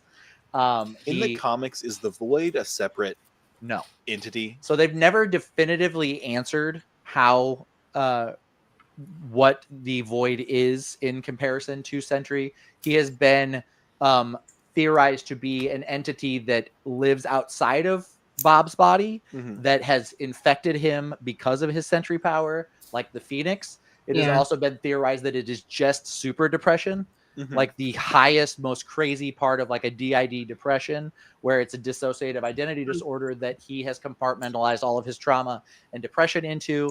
But they've never definitively answered it in the Marvel Comics what the Void actually is. It is just that any time you get Sentry, whatever amount of time you get Sentry, you get an equal amount of Void. You can't separate them from each other. And Bob has never been able to effectively get rid of Void permanently, which is why he's so sparsely used in the comics. And then his struggles with mental health and addiction and all of that have been pretty well featured in the comics. He was played very well as a humorous and dangerous character at the same time, a sympathetic character, and someone you genuinely want good things for in the midst of all of this that's going on. And you kind of feel really bad for him while he has the power of, Billy said, how powerful is Sentry compared to the MCU Captain Marvel? Sentry is more powerful than the MCU Captain Marvel. I would say in this, canonically in the comics, he's more powerful than Captain Marvel. In the comics, the version of the super soldier serum that Bob got was supposed to give him theoretically the power of 1 million exploding suns. That's the power they claim he has in the comics, which is a lot. That's a fucking lot. That's 1 million black holes. That's you break that up. That's 500,000 quasars, the most powerful thing that we know of in the universe. It's a lot of horsepower. But in the movie, they list him as having the power of 1,000 exploding suns, which is only 500 quasars, which is still 500 of the most powerful thing in known existence. So, who knows? If I had to guess, that would probably be like the if we do like a battle world Doomsday, if that's what Doomsday is going to be, like everybody fighting everybody, that's probably going to be the matchup, would be Sentry versus like a Captain Marvel. But Yeah. I think it could be like the whole thing where like, you know, everybody seems to hate on Captain Marvel. So could be the like she's the top spot and now she's the second spot. Well, like in have the him definitive- win. So like, you know, I could see them doing that. Be like, okay, she's not the most powerful anymore. Are you guys happy? In the Like, kinda definitive thing. power scaling of the MCU, we've never fully established whether Captain Marvel's more powerful than Thor or Mhm. Photon, or, you know, there's three well, technically four, but Kamala Khan obviously isn't in that power scale. But there's three concurrent Captain Marvels existing in that universe currently, across the multiverses, and we've never seen who's the most powerful of that set. We never saw her toe-to-toe with Thor. We do know that she overpowered Thanos while Thor, Captain America, and Iron Man were struggling to defeat him. But that fight didn't last very long, so who knows? But it does seem to be that the general idea is that Captain Marvel is currently the most powerful, but what they're describing Sentry as and what we know Sentry as in the comics, he outscales her by a lot. But then you toy around with that, like Thor's beaten, or Hulk's beaten Thor, Thor's beaten Hulk, Juggernaut's beaten Hulk. You know, Sentry's killed a god with a power equivalent to Thor. Thor's beaten Sentry.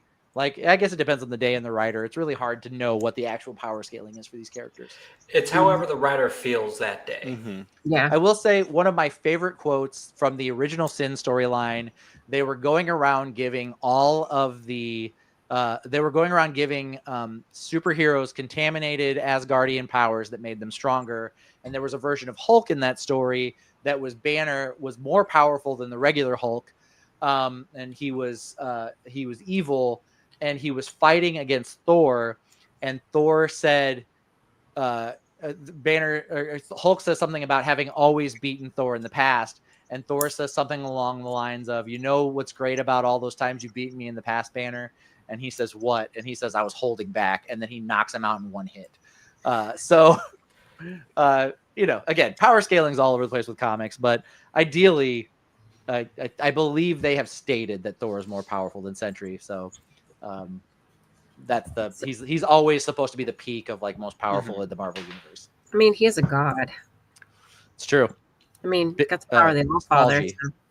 But anyway, that does it for my review of Thunderbolts. I hope you guys get a chance to see it soon. I'd love to hear what you guys think about it. Speaking of things I can't wait to hear what you think about, this week on the hit list, we are talking about our 5 favorite Nintendo games.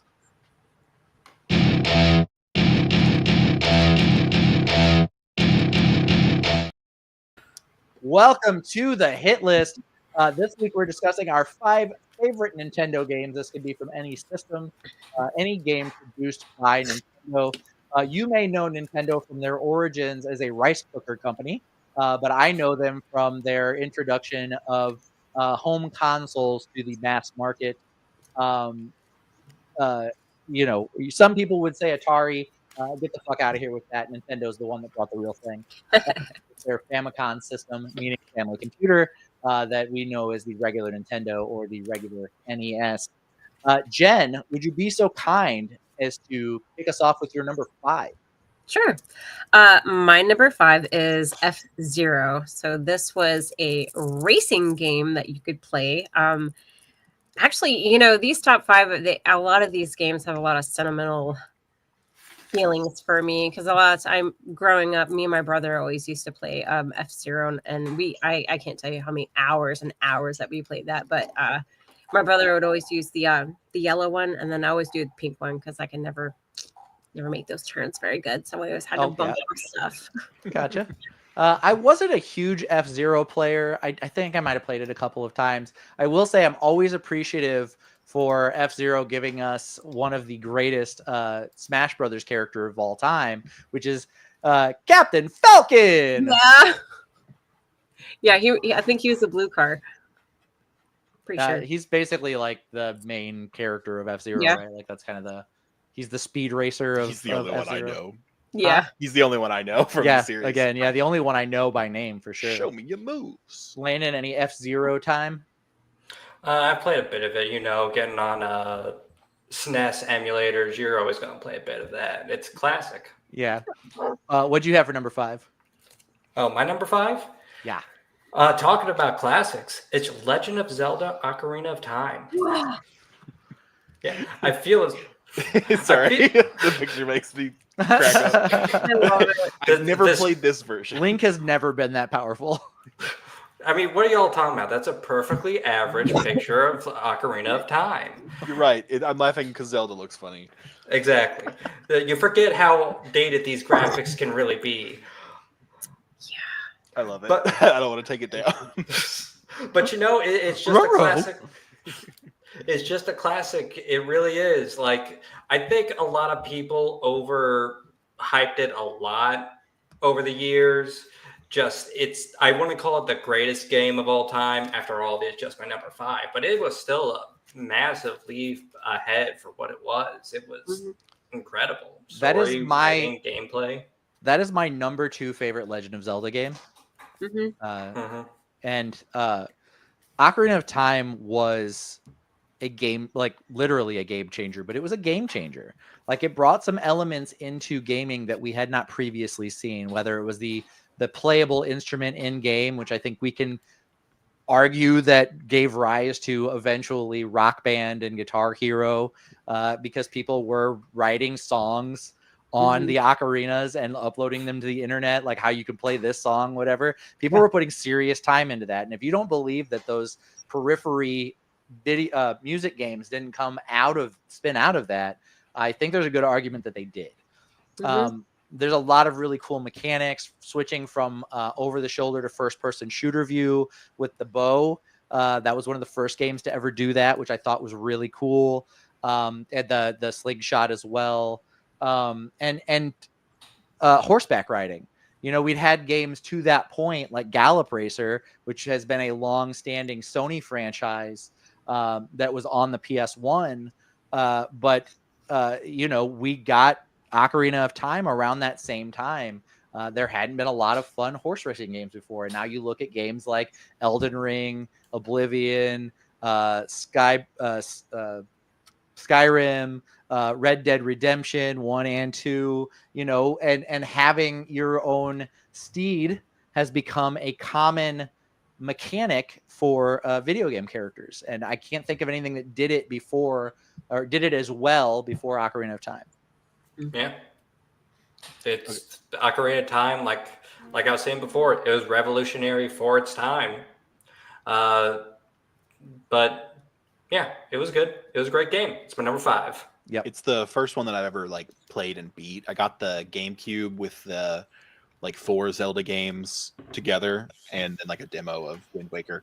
Yeah. And I had a booklet that ran you through each dungeon, because I don't think I can play that game without the Majora's Mask. Was another one where I was like, I don't think I can play that one without a guide. Yeah. Funny story. Legend of Zelda is one of my favorite. It is my favorite game franchise. I have the Master Sword tattooed on my collarbone. I love Legend of Zelda. It is huge for me. It's been part of my development for my formative years. Link is a left-handed warrior, one of the only ones in video gaming, and I'm left-handed. He appeals to me as a character. But full disclosure, I've never played Skyward Sword, Wind Waker, or Twilight Princess. And I never played I did play Ocarina of Time. I never played Majora's Mask. Like, some of the most important seminal games of the modern Zelda era, I've never played. Like, I played Breath of the Wild, I played Tears of the Kingdom, and then I played, Ocarina of Time, obviously, and then the previous games before that. But those other 3 major games or 3 major timelines, I've never. You gotta fill those holes. I know. I think I'm gonna get them on the Switch Digital Console so I can actually knock them out, because I just feel really bad that I haven't.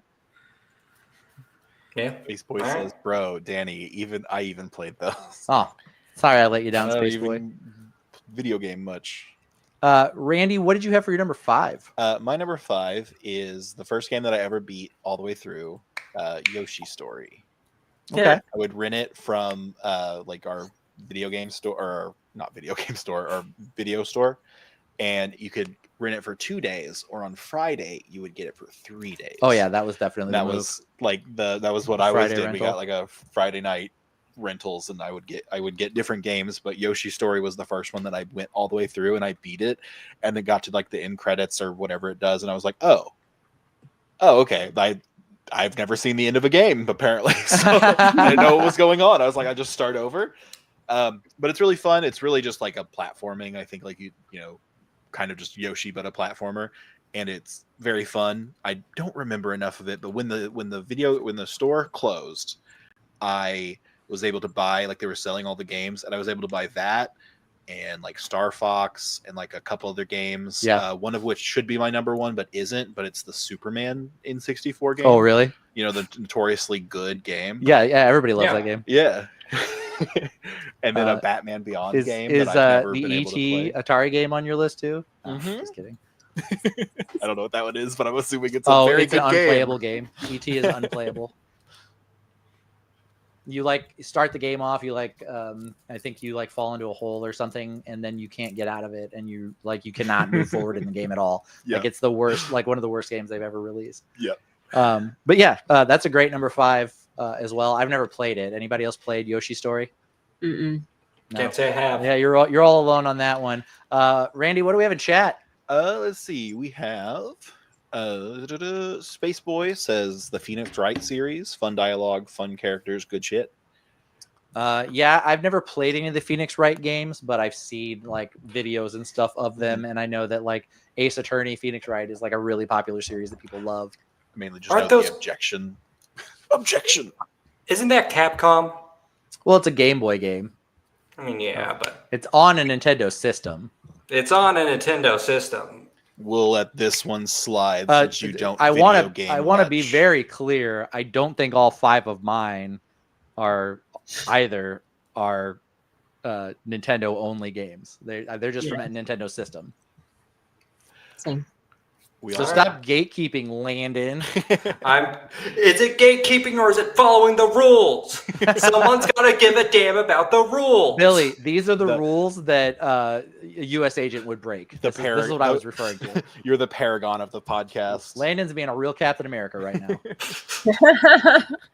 We can't all be anarchists. We can't all go crazy about this. Someone's got to keep us in line. As a utopian anarchist, I take umbrage with you using the word anarchy to mean chaos. They are not the same thing. I know, but please, Danny, I'm not in the mood for an anarchist rant right now. Please, Okay, dear God. all right. I'll save you guys all for my anarchist rant. Speaking Oh, of I wouldn't hear anarchy, it, but okay. Different show. Luigi's Mansion. Oh yes, Luigi's Mansion. Did play Luigi's Mansion. That was a great game for the GameCube. Yeah, who would have imagined that Luigi in a solo adventure would actually be fun to play? Who knew? I don't know. I think a lot of people here like Luigi. Mm-hmm. I Yes, think now, we got yes. some mentions of Luigi earlier too. Yes, it's a lot like people's love of Qui-Gon Jinn, though. We like Luigi now. You can't be like Qui-Gon Jinn was the greatest Jedi, and I thought that whenever Phantom Menace came out. Nobody thought that. Nobody It wasn't said until that. Liam Neeson started Taken that everybody was like, "Oh, Qui-Gon Jinn was awesome." Nobody said that shit before Taken. Nobody. Nope. And Ben will say that he did, and he's a liar. Anyway. B.E. Rhodes says Little Nemo Dream Master. It was a game based on the Little Nemo in Slumberland movies and comics. Landon, is that a Nintendo property? I don't know. Landon, is it? I don't know. Get 'em. I may Get or may 'em. not be Googling it right now. Oh my god. Your ass is grass. I think that's all we have in chat. I don't know that game, so I can't really comment on it. But I know Little Nemo. I feel like I've seen like the cover I've of a seen movie, it. I can't but I don't think know of it what right it is. now. But I'm familiar with it. But okay, so that's everything we have in chat. I believe so. All right, my number 5 was a game that, and it's on my list, very similar to why your list is the way it is, Jen. It's on my list because I remember having the best time with this game with my brothers, my little brothers, my older brother. And we played a lot of this game, but it is the Mighty Morphin Power Rangers game for the Super Nintendo. So this game was a lot of fun. It's a very much the game plays as a hybrid of like a beat 'em up game like Streets of Rage or Double Dragon or the old Ninja Turtles game. And then you switch from the street level fighting with putties to fighting the large bosses in the Megazord. And so it transitions back and forth between that. And then the really cool thing is that as you play through the game and beat the enemies, it unlocks them and unlocks a fighting mode version of the game where you get to play as the Megazord, the Mighty Morphin Megazord, and the villains in a fighting game. So it has a lot of replay value, and it's the first game I can think of that did that, where it had a game and that game turned into another game. Much later with the PS2, the Square Enix game Bouncer did the same thing, where as you finished fights, it unlocked the characters and put them in a Street Fighter style fighting game, which was a lot of fun. But the Mighty Morphin Power Rangers game was just a blast. And I remember me and my little brothers playing it a lot, playing the fighting game. We had a really good time with it. I think my brother Joey, my older brother, we played it a lot. And it was just a really fun game. So I love it. Love it. Jen, what did you have for your number 4? So my number 4 is Super Mario World. Again, this was one that my brother and I played. I can't tell you how many times we played this stinking game. We would, we had a blast. I want to say, guys, I'm sure you guys will correct me if I'm wrong. This is the first time I can remember us using Yoshi during one of the games. It could be an earlier one, but this was the first time I played where you could actually use Yoshi, and it was yeah. I think that's accurate. I don't believe Yoshi was in Super Mario Brothers 3, which is the game right before Super Mario World. I think that was the first game to feater Yoshi. Okay, because I was like, I thought I remember that this was the first time that you could actually use Yoshi. So that was we were so excited, like, oh my god, there's that! Oh my god, we got Yoshi! And it was a blast. And you can pick the different color Yoshis that that you could get. So yeah, we had a lot of fun playing this game too. Yeah. Yeah. And I think the cool thing about Super Mario World was it really improved on what Super Mario Brothers 3 did well, and then gave us the new dynamic of having Yoshi as well, which was, that changed gaming forever. I couldn't imagine the world without Yoshi in it. Oh, I love Yoshi. He's the best. Landy, what did you have for number 4?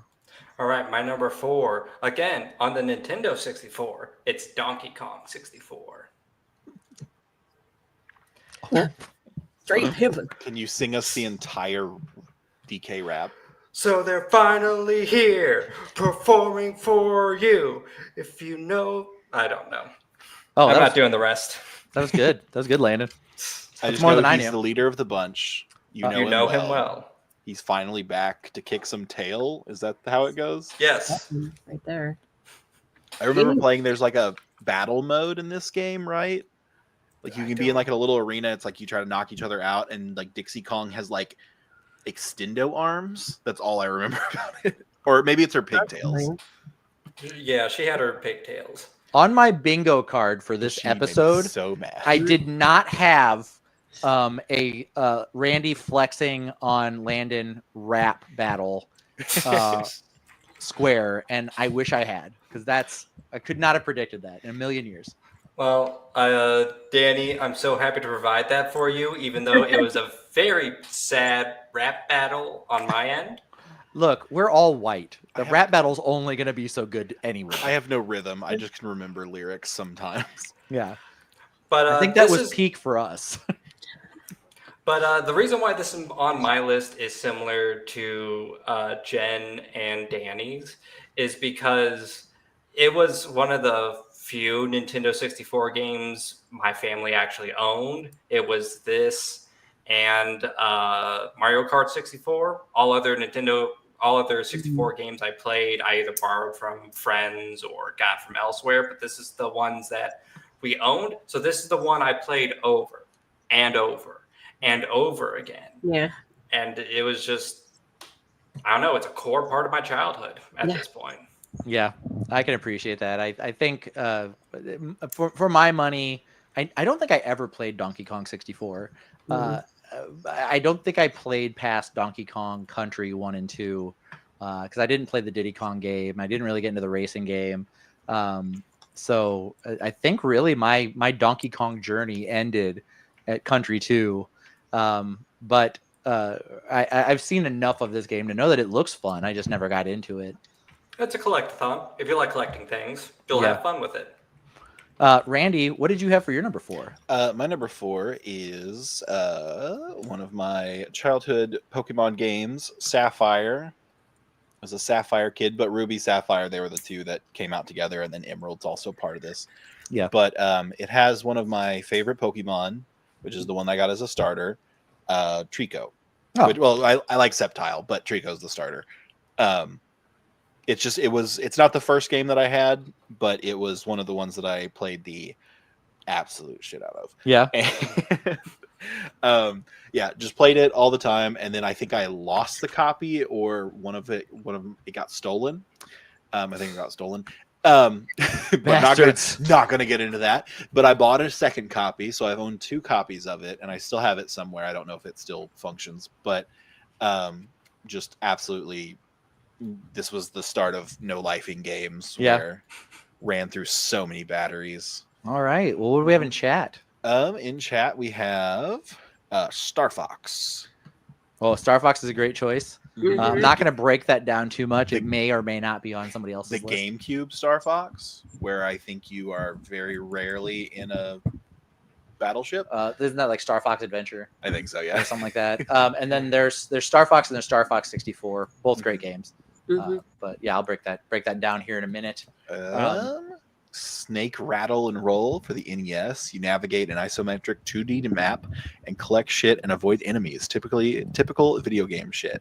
Oh, and you can play as either Rattle or Roll. Both were snakes. I hate whenever this happens because I feel so bad. But Billy, I have no idea what that game is. Neither. I'm not familiar with Snake Rattle and Roll at all. I've seen a little bit of it. It's not something that ever moved the needle from me just watching it. Yeah. Maybe actually playing it's a lot of fun. Can't really say.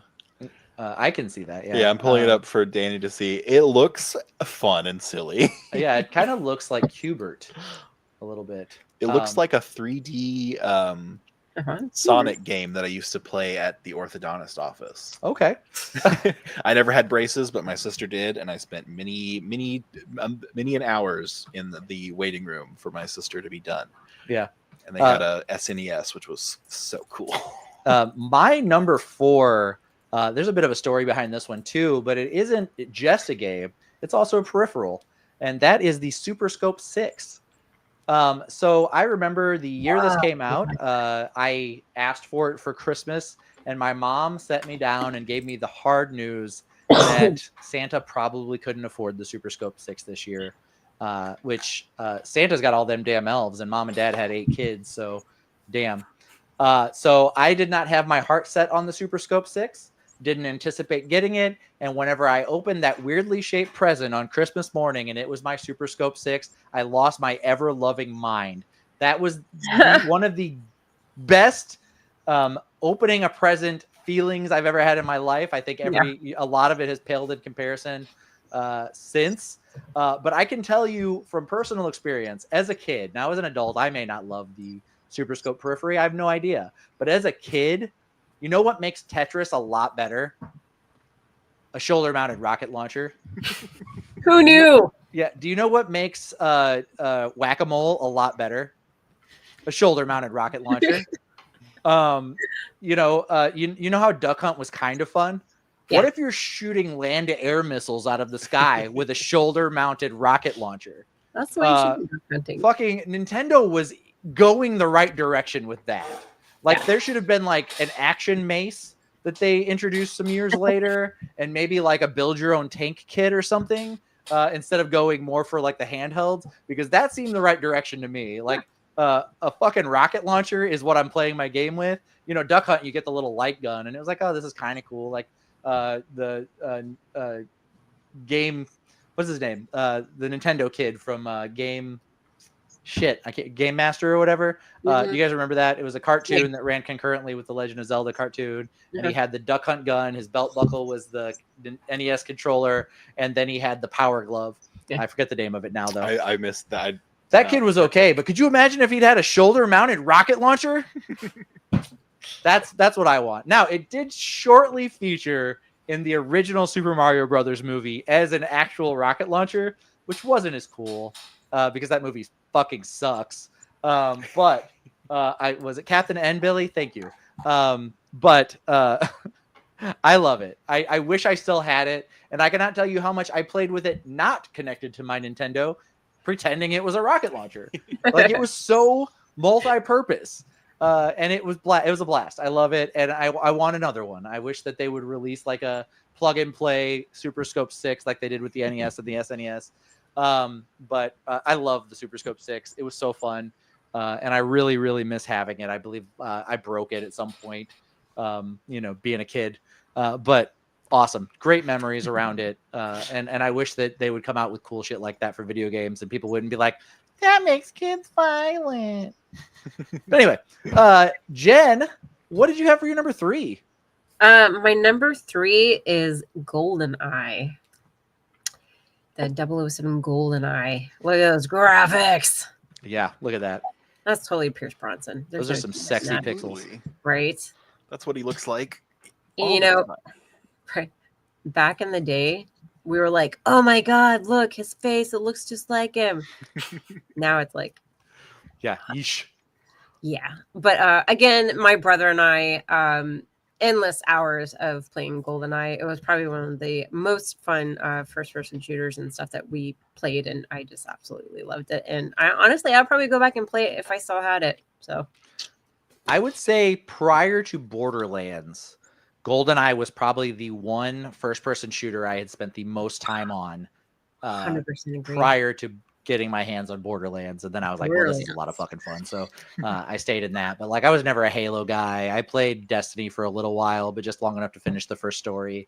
So like, I've just never really been a big first-person shooter guy, but GoldenEye, yeah. Me and my friends, first time you could do like 4-on-4 matches, or I guess every man for himself, 4-man matches and stuff.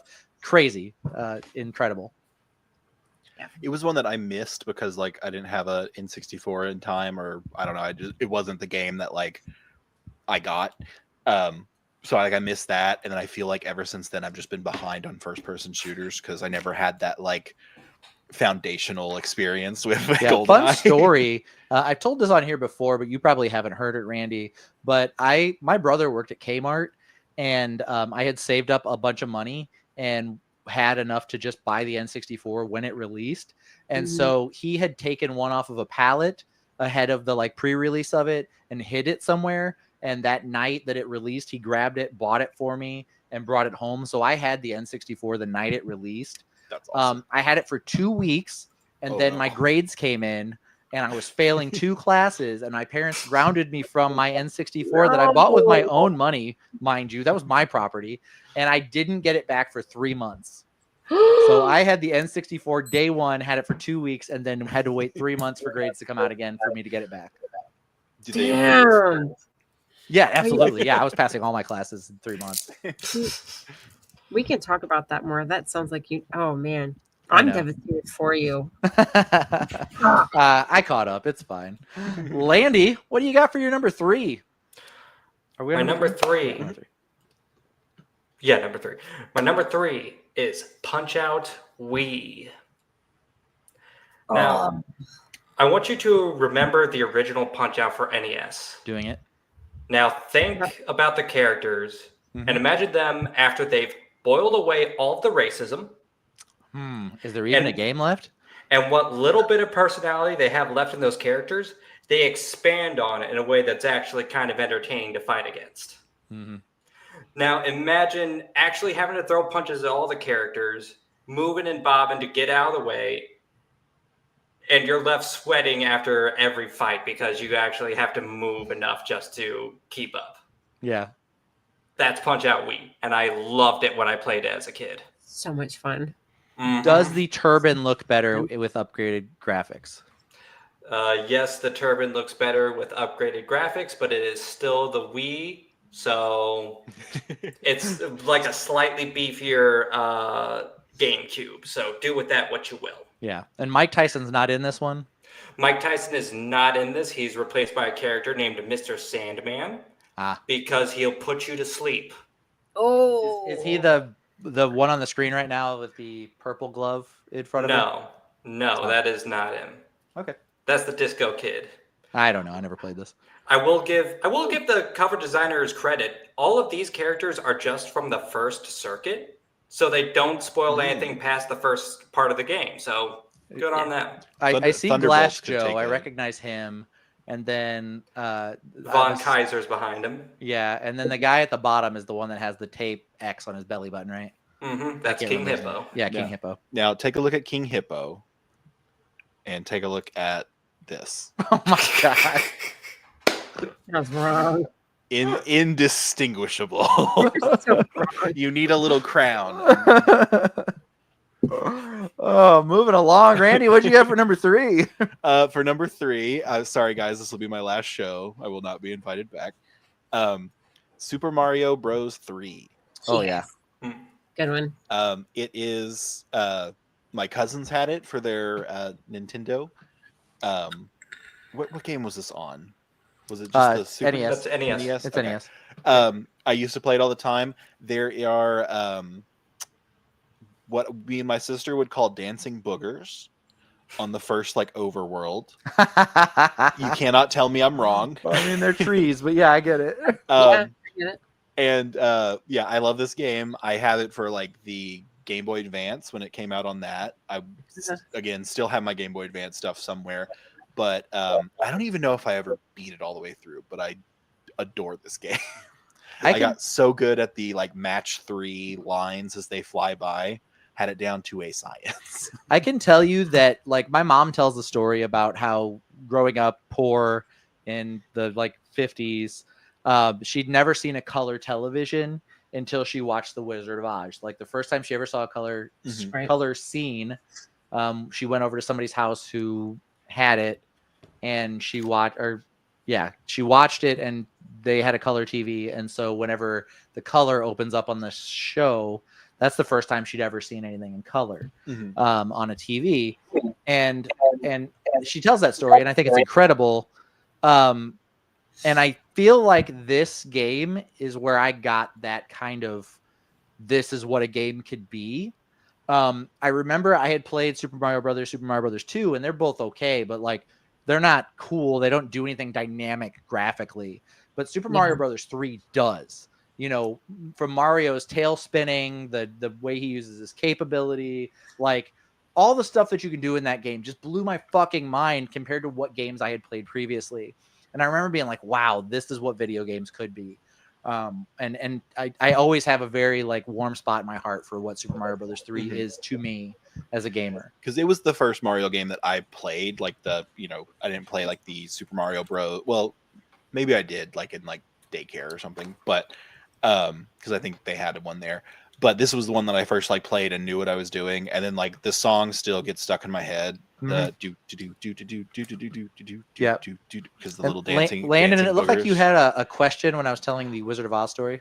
Oh, I was just gonna say, for the Wizard of Oz story, that is the perfect movie to have your first color TV experience with. Yeah. Because that's what the movie was pretty much made for, with going from black and white in Kansas to color in Oz. Yeah. Shout out to my mom's friend, whomever that was oh, this is gonna be awesome. I'm gonna blow her fucking mind. Yeah. My uncle was talking about kind of a similar story. I don't think he went to someone's house, but he was demanding from his family that he gets the TV that has color because he wanted to see it in color. Yeah. And they were all but they let him do it. So, yeah.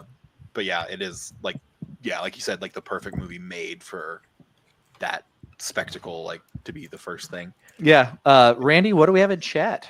In chat, we have Billy's the first one. Dr. Mario, Yeah, it's just another Tetris clone among countless, but this was one of my favorite versions. It's probably my third most played game on the Switch. That is a very fun game. I've like only played it like a few times because like I'd never owned it, but like we've talked about several games that are like on the Switch now, and I'm like, I need to get the what did you call it? What's the the virtual console. virtual console stuff? Billy, I will say, yeah, while Dr. Mario is technically a Tetris analog, I think that it improved upon the idea of Tetris in a lot of ways. And there's a reason that character has such a lasting legacy in the Mario world. Yeah, fucking Dr. Mario is an awesome game. I wouldn't necessarily say improved on, but it definitely differentiates enough, not just in like a legal sense, it's a different entity, but also very much in just like a gameplay. If you're playing this, you're not going to confuse it for Tetris kind of feeling. Yeah, whereas it was lining up colors and Tetris is lining up shapes, you know. And also you're doing it with already preset things. You're trying to get rid of viruses instead of just go as far as you can with blocks. That's what I'm saying. And that's what I meant, I guess, by the improving on the Tetris game, in that you got an objective besides stacking shit.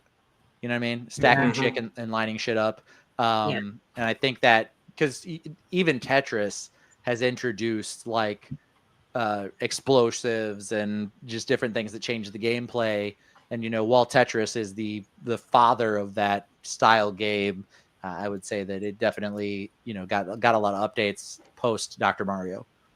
What else we got? OG Mario Kart. Fuck yeah, dude.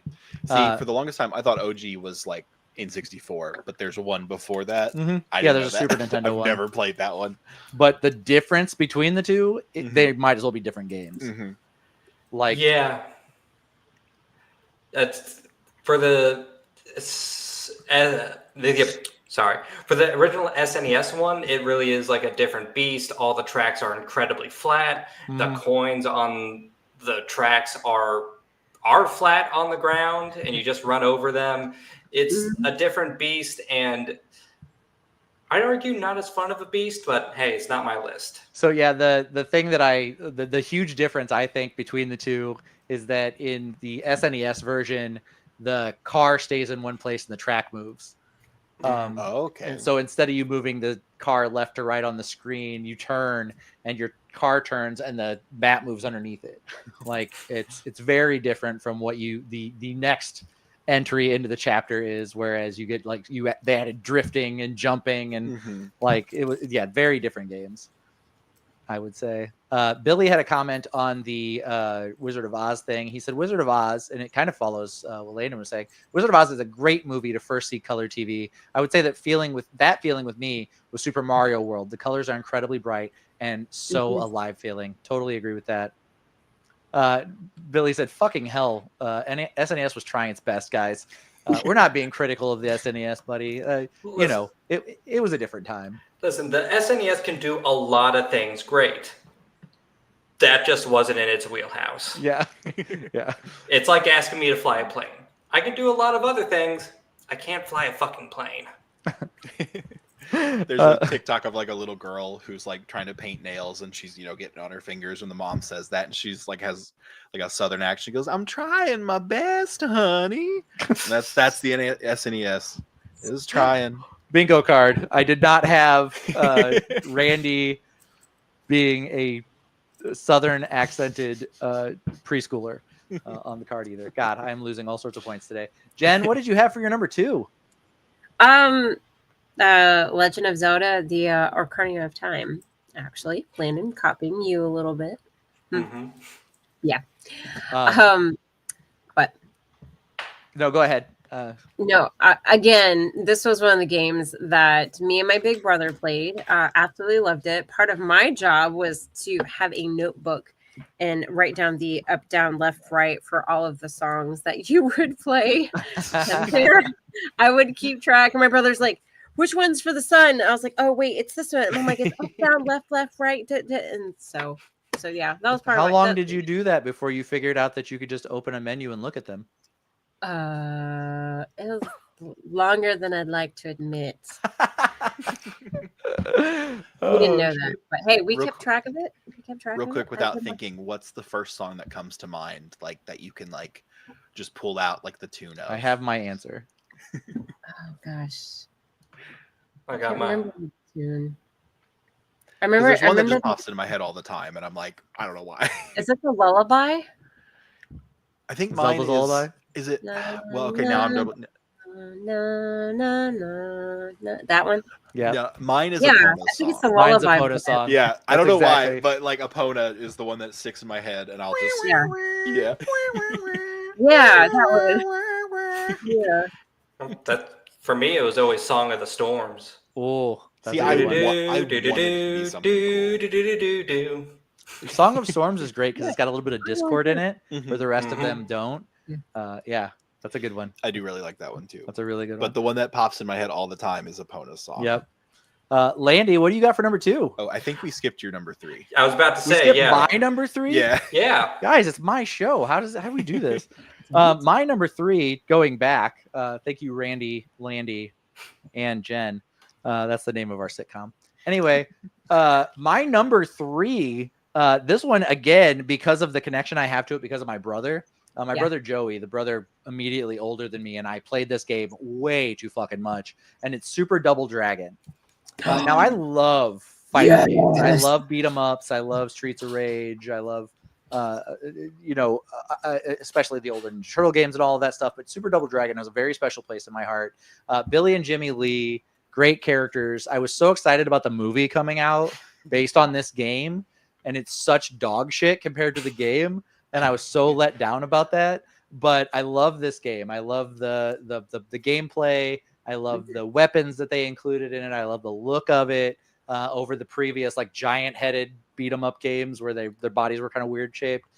Super Double Dragon, it makes you feel like you're actually playing a martial artist as opposed to just punching and kicking randomly and hoping that it hits. You got to like get the beat down and figure out how everybody works. And it's got some it's a very hard game to beat.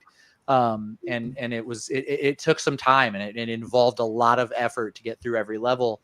But I just love this game so much. And it's very special to me.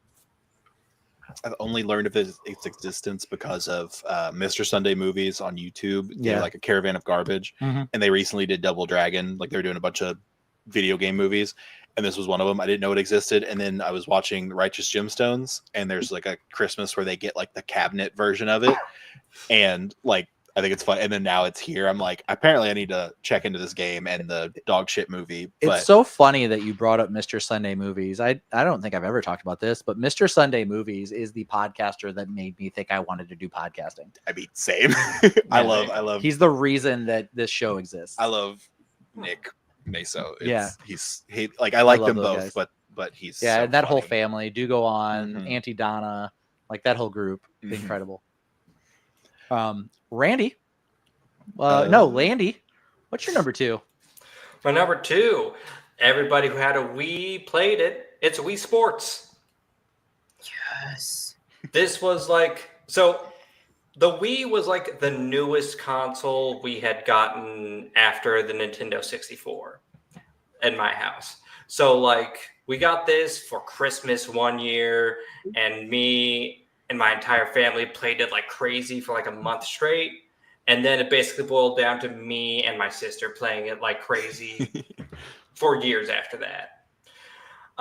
In fact, I think I still have my original Wii somewhere in the box next to me in my office right now.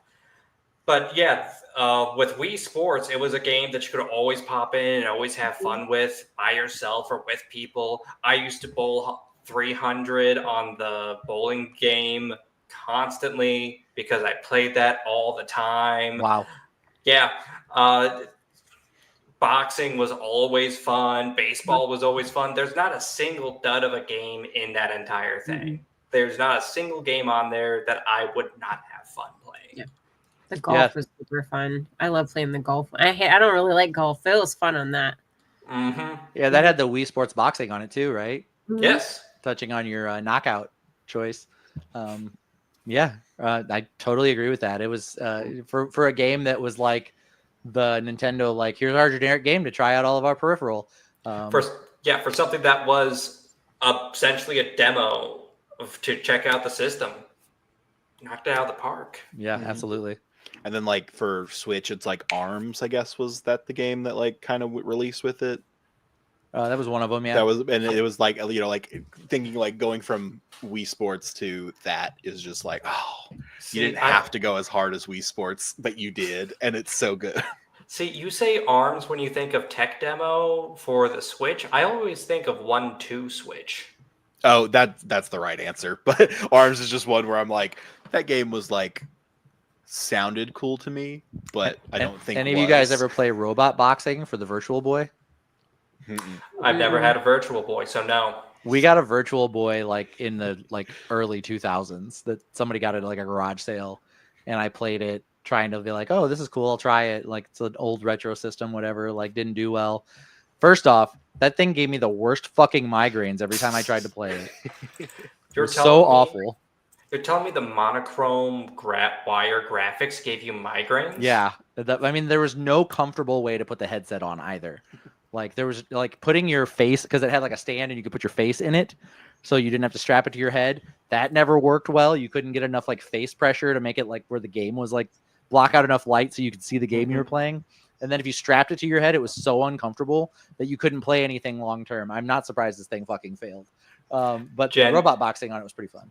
Oh, you look pictures of it. You look simultaneously confused and concerned.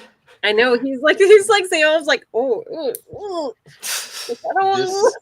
This device reminds me of the optometrist. If you go to an optometrist and have the little thing that you got to put your eye on, and it puffs you in the eye. I don't think I can wear this without having eye doctor trauma. Yeah. I got perfect 20/20 vision, so every time people tell me about optometrist trauma, I'm just like, yeah, me too, Landon. Me too. What eye doctor are you going to that you're getting trauma? Not trauma, but like your eyes start like they tell you like you got to hold your eye open, and because you like it puffs your eye with like a little puff of air, but you know it's coming the whole time, and it doesn't hurt. It's just like makes you jump, and oh my god, it like every time I'm like, just not trauma, but like I'm like, oh, and they're like, I know you know it's coming, and I know that it's not gonna help, but you gotta hold your eye open. Speaking of, Randy, what was your number 2? Sorry, I'm still recovering from flashbacks of that. My number 2 is another game that I used to rent all the time, and I beat it. Is Kirby Crystal of Shards. I love Kirby. This was really the first Kirby game I ever played, and whenever I got another one where you couldn't mix powers, I was so disappointed. Because you can like mix 2 powers and they make like a new power. Like you can get water or ice and electricity, and you turn into a refrigerator and you like open the door and like flick food at people. Or you can get stone and cutting and become like a little statue where you can become like a little bird and just fly across any stage. I've never played any Kirby games. Oh, this one is. I know. Top I tier. see Landon's face. I've never played any of the Kirby games. I just never got into it. I got a gift for this. Oh, it's not working. Oh, there it is. Just took a second. Love it. And then I beat this game, and for the longest time I was like, oh, there's gonna be a sequel, because like it ends and like you've saved this little world and you guys fly off, and there's like the little fairy friend that you have, which I think is in this picture. The little right below the and she's like, oh, goodbye, and like people are around her saying goodbye, and then like the queen character like gives her like a dark look and has that like sheen over her glasses, like, ooh, the villain. And I was like, oh, there's gonna be a second one. Turns out it's just because there was like a true ending, and so like Kirby just leaves them to like die, I guess. And so I got it for, I think I had the virtual console for a minute, and because I played this more recently, or maybe I just bought it on the, I don't know, but I played it and like had to beat the true ending and everything. But I love this game so much. What do we have in chat? First, I want to highlight Billy's comment about the Virtual Boy. He said, oh, fuck me, I remember Robot Boxing. I also got migraines from it, and now a lot of red still makes me nauseated to this day. I blame the Virtual Boy for my color blindness.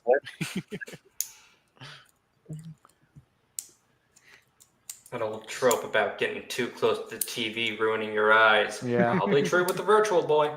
It's something for sure. We have Soul Calibur 2 for the GameCube. Deontay the Giant says Soul Calibur 2 for GameCube. I also saw he said Spawn was a playable character. I remember that. I also remember the. I take that back. For Soul Calibur, it depended on the system you got it, who the additional playable character was. For Xbox, it was Spawn. For GameCube, it was Link. And for what's the other one? PlayStation, it was Kratos. Yeah, I remember that. But yeah, Soul Calibur games are a blast. Any fighting game that includes swords, I'm in. That was the game I bought, like spent my hard-earned dollars on as a child, and found out I don't like fighting games. Yeah, I'm not good at them at all. Not good at any games, but that one specifically.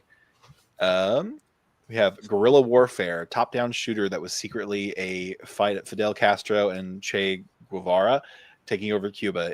Was the first video game I ever beat. It was incredible, and now I'm a communist. Big fan of Che Guevara. Tierra Justicia Wale.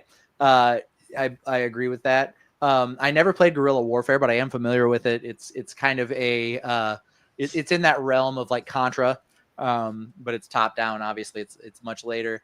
But yeah, dude, I love seeing games like that, and I think it's really cool that they were even back then, or especially back then, they were trying to use video games as like a vehicle for like social reform while people weren't looking. What else we got? Is that all of chat? That was the only. All right, two in my chat. number 2, as previously mentioned by Deontay, is Star Fox. This for the SNES was a huge revolution in gaming. The way that they took jet fighting, basically like what you'd seen in like Top Gun and other fighter plane style like Star Wars and stuff like that. It puts you in the pilot seat as Fox McCloud, with a team that you had to coordinate with and do strikes, and you get the ground tank that you get to do for a couple of levels, but the story is really engaging. You get emotionally attached to the characters. The weight of this game, you can feel it as you play it. I enjoyed Star Fox and Star Fox 64. They're both great games. I think that the SNES Star Fox holds up to the N64 one. I don't think that it's any less good of a game because of the lower resolution and graphics. I think they're both incredible games. And Star Fox is incredible. And I always loved the way that they made Muppets of them for all the commercials.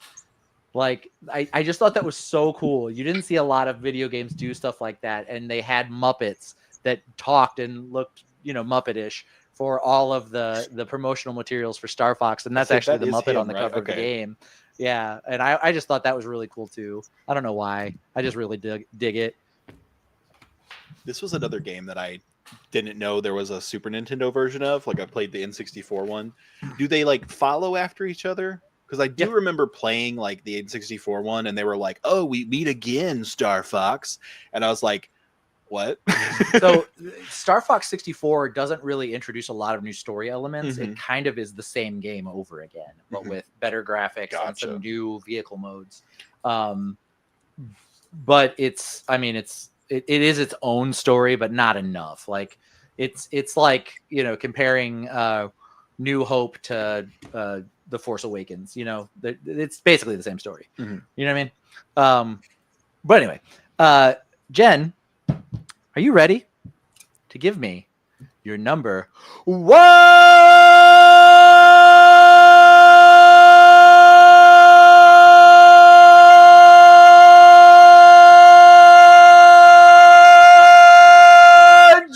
Your number 1, please.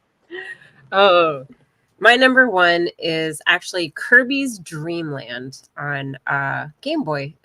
Sentimental. It's the first game that I ever beat in my life. Actually, I was so surprised that I beat it. I played it again and beat it again, and I was just like, damn. And I tried to play something else and I couldn't. But yeah, I loved Kirby's Dream Land. I thought it was so much fun. I was just super impressed with myself that I beat it. So yeah, I do have an honorable mention. Go for Can it. I mention an honorable? Okay, one game that I can never fucking beat, and it pisses me off to this day, and I actually have the damn GameCube in the garage, is I can never beat Eternal Darkness. Can never beat it.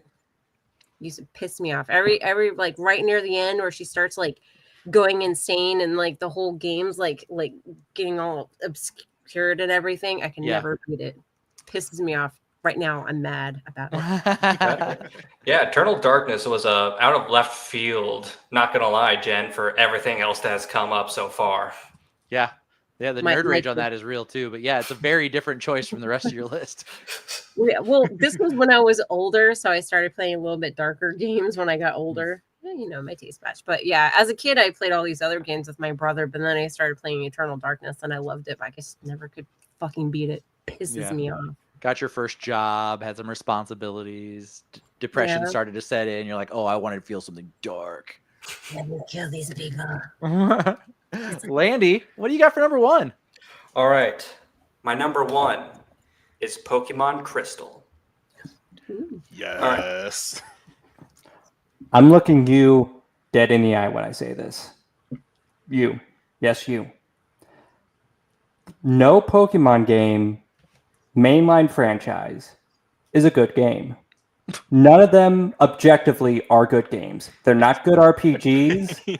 They're not well designed. They always have massive flaws that just, I cannot call them good games. They exist solely off of charm. And I say this as somebody who owns most mainline games in physical copies and loves the franchise. So I'm picking a game that I think oozes charm, and that's Pokemon Crystal. Just something about it, the writing, the way things are designed, the sprite work, just everything feels like this is the game they really wanted to make. And because of that, Pokemon Crystal is my number 1, because you can feel the love in it. I never played, I never had what's the other two, gold and silver. I had Crystal. That was my first Pokemon game. I was going to put it on my list, but you had it on there, so I was like, I'll put Ruby and Sapphire. But it is one of my favorite games. Suicune is one of my, I don't even know if that's how you say it, honestly, but is one of my favorite Pokemon just because of this game. And I don't even know what the story difference is, but I love this game. And I did not catch the red Gyarados. I saved way before and didn't know that it was a one-time thing. Ah, buddy. And then here's the thing that's crazy is I got to Victory Road, or there's a route near Victory Road, but I was walking the grass there, and it popped up a shiny Golbat, and I killed it by accident. Oh. And I was like, landed I was the pain. Yeah, exactly. I was like, oh no. And then I ran into it again immediately after. And I was like, I guess the game is feeding me a shiny. It felt bad for you. Well, I was like, I don't know if I'm well, the kid didn't get a shiny. We got to give him a shiny. So it popped up again and I caught it then. But it was back to back. So I was like, it can't be a numbers thing. It's got to be on intentional.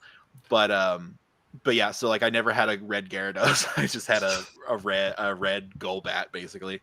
But and then this is just an iconic, if it'll come up, opening little animation of Suicune running. I love it. I love. Was this in the original game or is this?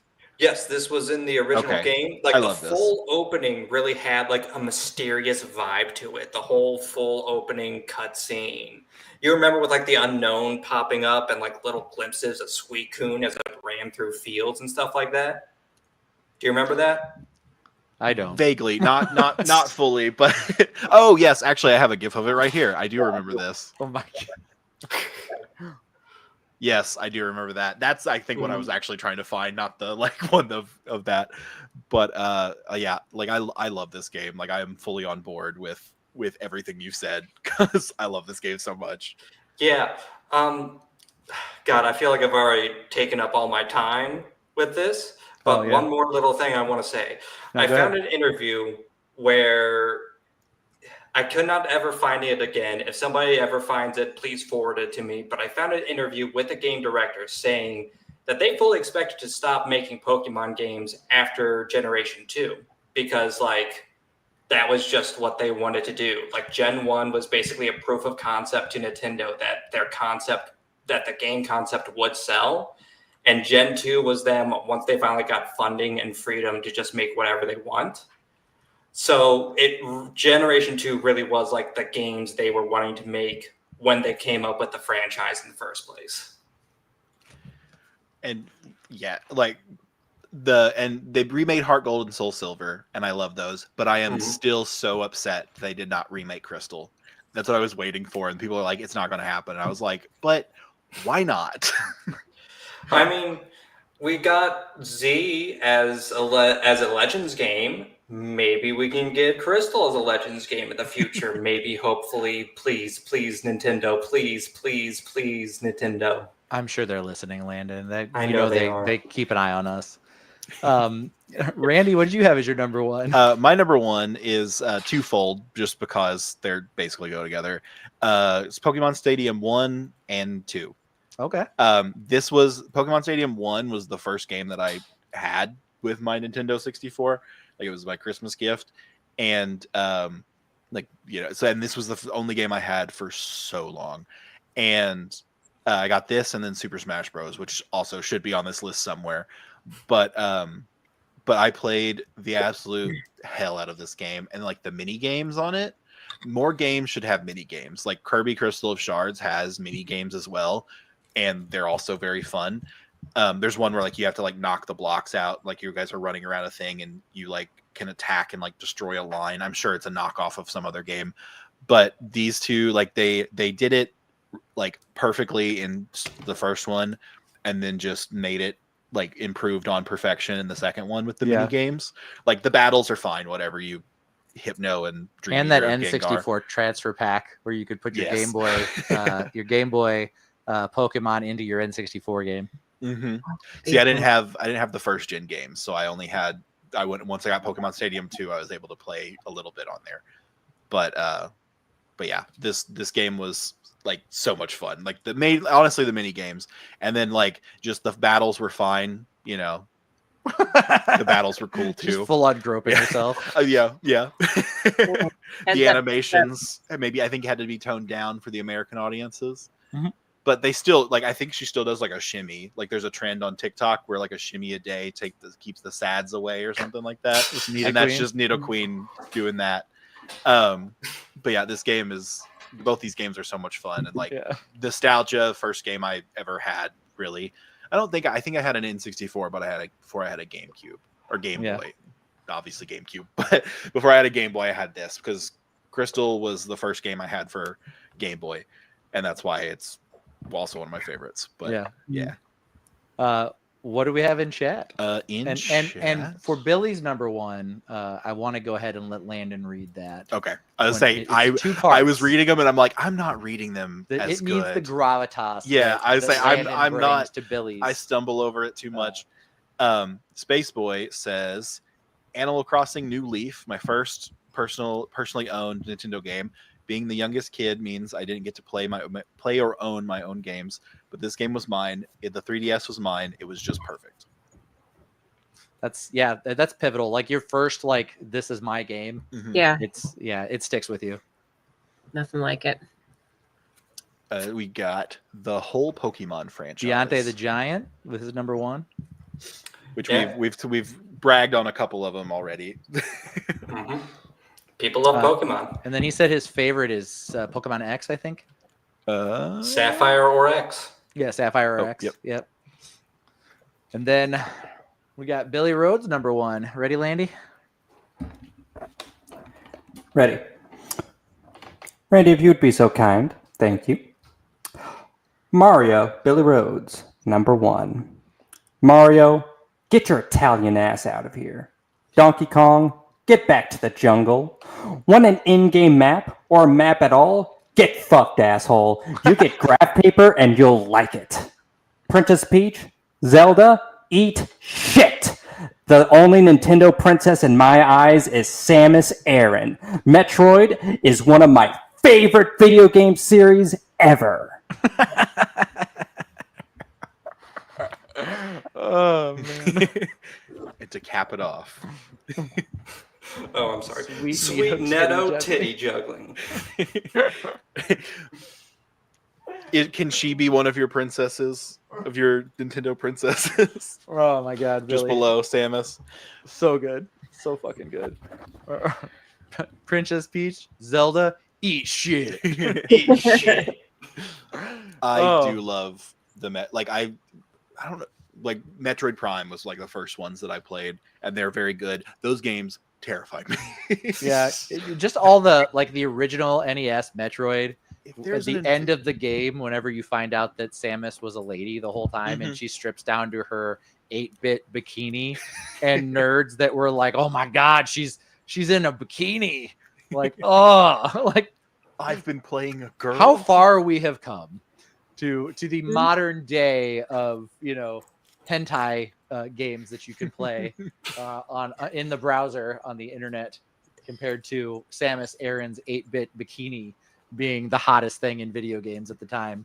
But yes, Metroid has a long-lasting legacy in the video game world. Had some incredible games in the time they've been out, and I mean, there's a reason that you still see as many Samus cosplays at a con as you do of Link. Like, it's just so common because Samus is such a badass, and we like totally like it's universally agreed on by everyone. Samus is a badass. Like, nobody's fighting that. Like they did the Mario movie, and like that was a success. So I think they're moving forward with like other stuff. I was gonna say this earlier with Star Fox. We need a Star Fox property of some kind. Like a Star Fox anime would be awesome. Like, do it like honestly, like just being a furry tonight, I guess, but like a Beastars style, like that type of animation, I think would work well. Because I mean, I don't know. I think with the introduction of the Mario World at Universal and the success of the Nintendo or the Mario Brothers game, the fact that we know they're working on a live action Legend of Zelda game that is coming, that expanded Nintendo movie universe is probably happening. And I can't imagine they're not going to try to do a live action like or animated rendition of a Metroid game. Because I mean, like it's Ripley, like she's Ripley, or like I mean, like the villain is literally Ripley, right? Isn't that the big dragon's name? Yes, so it is. I believe it is intentionally Ridley, a it's reference. Ridley, isn't it? It is intentionally a reference to Alien. Is it not? Am I wrong? Anyway, it's got to be something because I like Ridley Scott, kind of. It's an homage, I'm sure, but but it's just like it's on par with that as far as like story goes to me. Like, love it. Like, I need more than just the games, because Metroid Dread, I think, was the newest one, and that one was very fun as well. Like, it's like literally you can't beat this thing, you have to run from it. Was a very fun like mechanic that they had in that game. Yeah. We'll get to my number one here in a second, but before, I want to mention an honorable mention for me. And I wasn't going to mention it if anybody else added it to their list, but Super Mario Brothers, the original for the NES, it's a standalone. Think about the Mario franchise. They've never replicated this. This game is by itself. Like, they did come out with a more modernized version of this game for the Switch. But Mario gets new abilities. He can do different things than he could do in the original game. It's a multiplayer game. You all play it one time. Like, that's one thing. But this game is so well known and so iconic that we've never bothered to make another one. If you look back, Mario 2 is an entirely different game that they stole the game and then swapped the sprites, which is why none of them play the way they did in the original game. And it would have been so easy for Nintendo to be like, here's that same game with some new levels. And they never did. Super Mario Brothers gave us the Nintendo. It is the game that led the charge, that led to home consoles being a household item. We have people that are esports gamers that make 6 figures a year playing console games. And whenever Mario Brothers hit the market, we couldn't have predicted that. There's no way. because they weren't the first video game. There were other things that existed before that. You know, there was the Commodore 64, there was Atari with their game systems, but nothing cracked that the consciousness of American pop culture the way that Nintendo did. And you know, if you're not giving credit to it, you're wrong. I mean, it is the reason we are the way we are today when it comes to gaming. That game caused that. So big shout out to Super Mario Brothers for starting this whole avalanche that has become what it is today. But my number one is my favorite game of all time. That's why it's my number one. And it was my first game that was mine. Like, I owned it, I got it, I played it, I finished it. And that was Legend of Zelda: A Link to the Past. Yes. This game is so much different than everything else that was out at the time. From the mechanics of Link playing, the way they took what you did in Legend of Zelda for the NES and honored it while creating a very different game is incredible. The dash mechanic being added to it, the hook shot, there's so many elements to this game that just changed gaming fundamentally. The switch from the regular timeline to the Alice in Wonderland like dark reality that Link finds himself in and has to eventually save you from. The fact that you think you've made it to the end of the game and you fight the evil wizard, and when you finish him, you end up getting sent to a whole nother world for a whole nother half of the game that you didn't know you were going to get to do. Yeah. It was so cool. The twisted reality you end up in, that whole thing. I just loved it. And I just remember, this is, I think, the first game of this level that I played beginning to end, and was just so proud of myself for knocking it out. And it's my favorite Legend of Zelda game. I wish they'd do an update on it. I would love a re-release with, like, you know, not necessarily Breath of the Wild, but something akin to like Ocarina of Time would be great. I would love to see the story done again, but it's so great.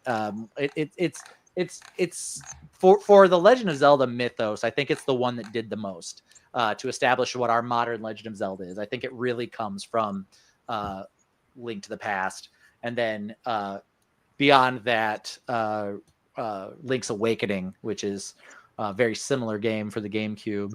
But yeah, my favorite game of all time. Love it. It's the reason I'm so infatuated with Legend of Zelda. It comes from this game right here. And I don't think they've ever done better. I think they've done good games. I think there's awesome Legend of Zelda games. I love Ocarina of Time. But I don't think they've ever beaten what Link to the Past did. I need to play. There's so many games I need to play. Like, you've got me excited with like every game you guys have talked about that I've never played. Yeah, and there was a lot of fun, like just wild mechanics of like there'd be a circle of rocks and you wouldn't really know what to do or think about it. But part of a puzzle was, or part of a big puzzle for the game was to throw a skeleton or throw a skull into that circle of rocks in the water.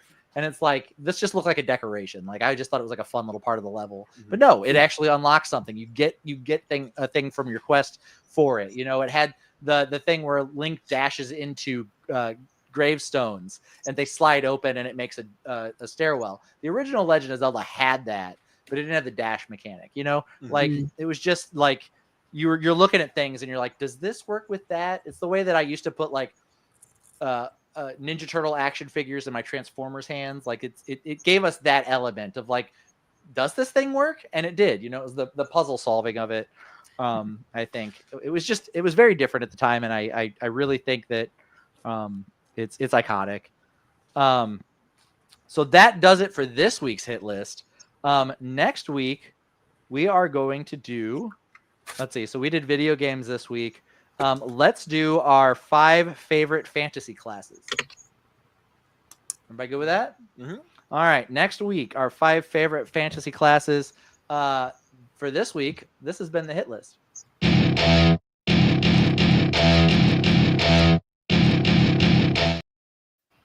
Welcome back to the show. We are pushing on the 2.5-hour mark. Sorry about that, everybody. Thank you for tuning in. Thank you for being a part of the show. Really excited about next week's list. We love each and every one of you, and we appreciate you being here. It'd be hard to do this show without you. Billy said fantasy classes like cleric and shit. Yes. But anyway, thank you so much. We appreciate all of our fans. Thank you guys for being here. Thank you for being part of the chat. Thank you for getting your hit lists in. Landon, Jen, and Randy, if you want to take turns, say a nice thing to the people, and we'll get out of here. Well, I'll say what I say every week. Thank you all for coming out and chatting with us in the chat and watching the show as we do it. Like, we would talk to the walls, we would talk to each other, we'd talk to nobody. But because you all are watching this, you're the reason this is actually a show. And thank you for that. Jen? I second what Landon said. Thank you guys for showing up. It's always fun to interact with everybody through the chat. It makes it so much fun. I really appreciate it. But yeah, thanks for showing up, guys. I had fun. Randy? Thanks, guys. And I will say something nice. I accept your forehead kisses, and I appreciate the compliment. Yeah, It's the only place I get to be a super nerd to anyone who will listen. So you guys have been great, and we've been Cutting Edge Hero. See y'all. Bye.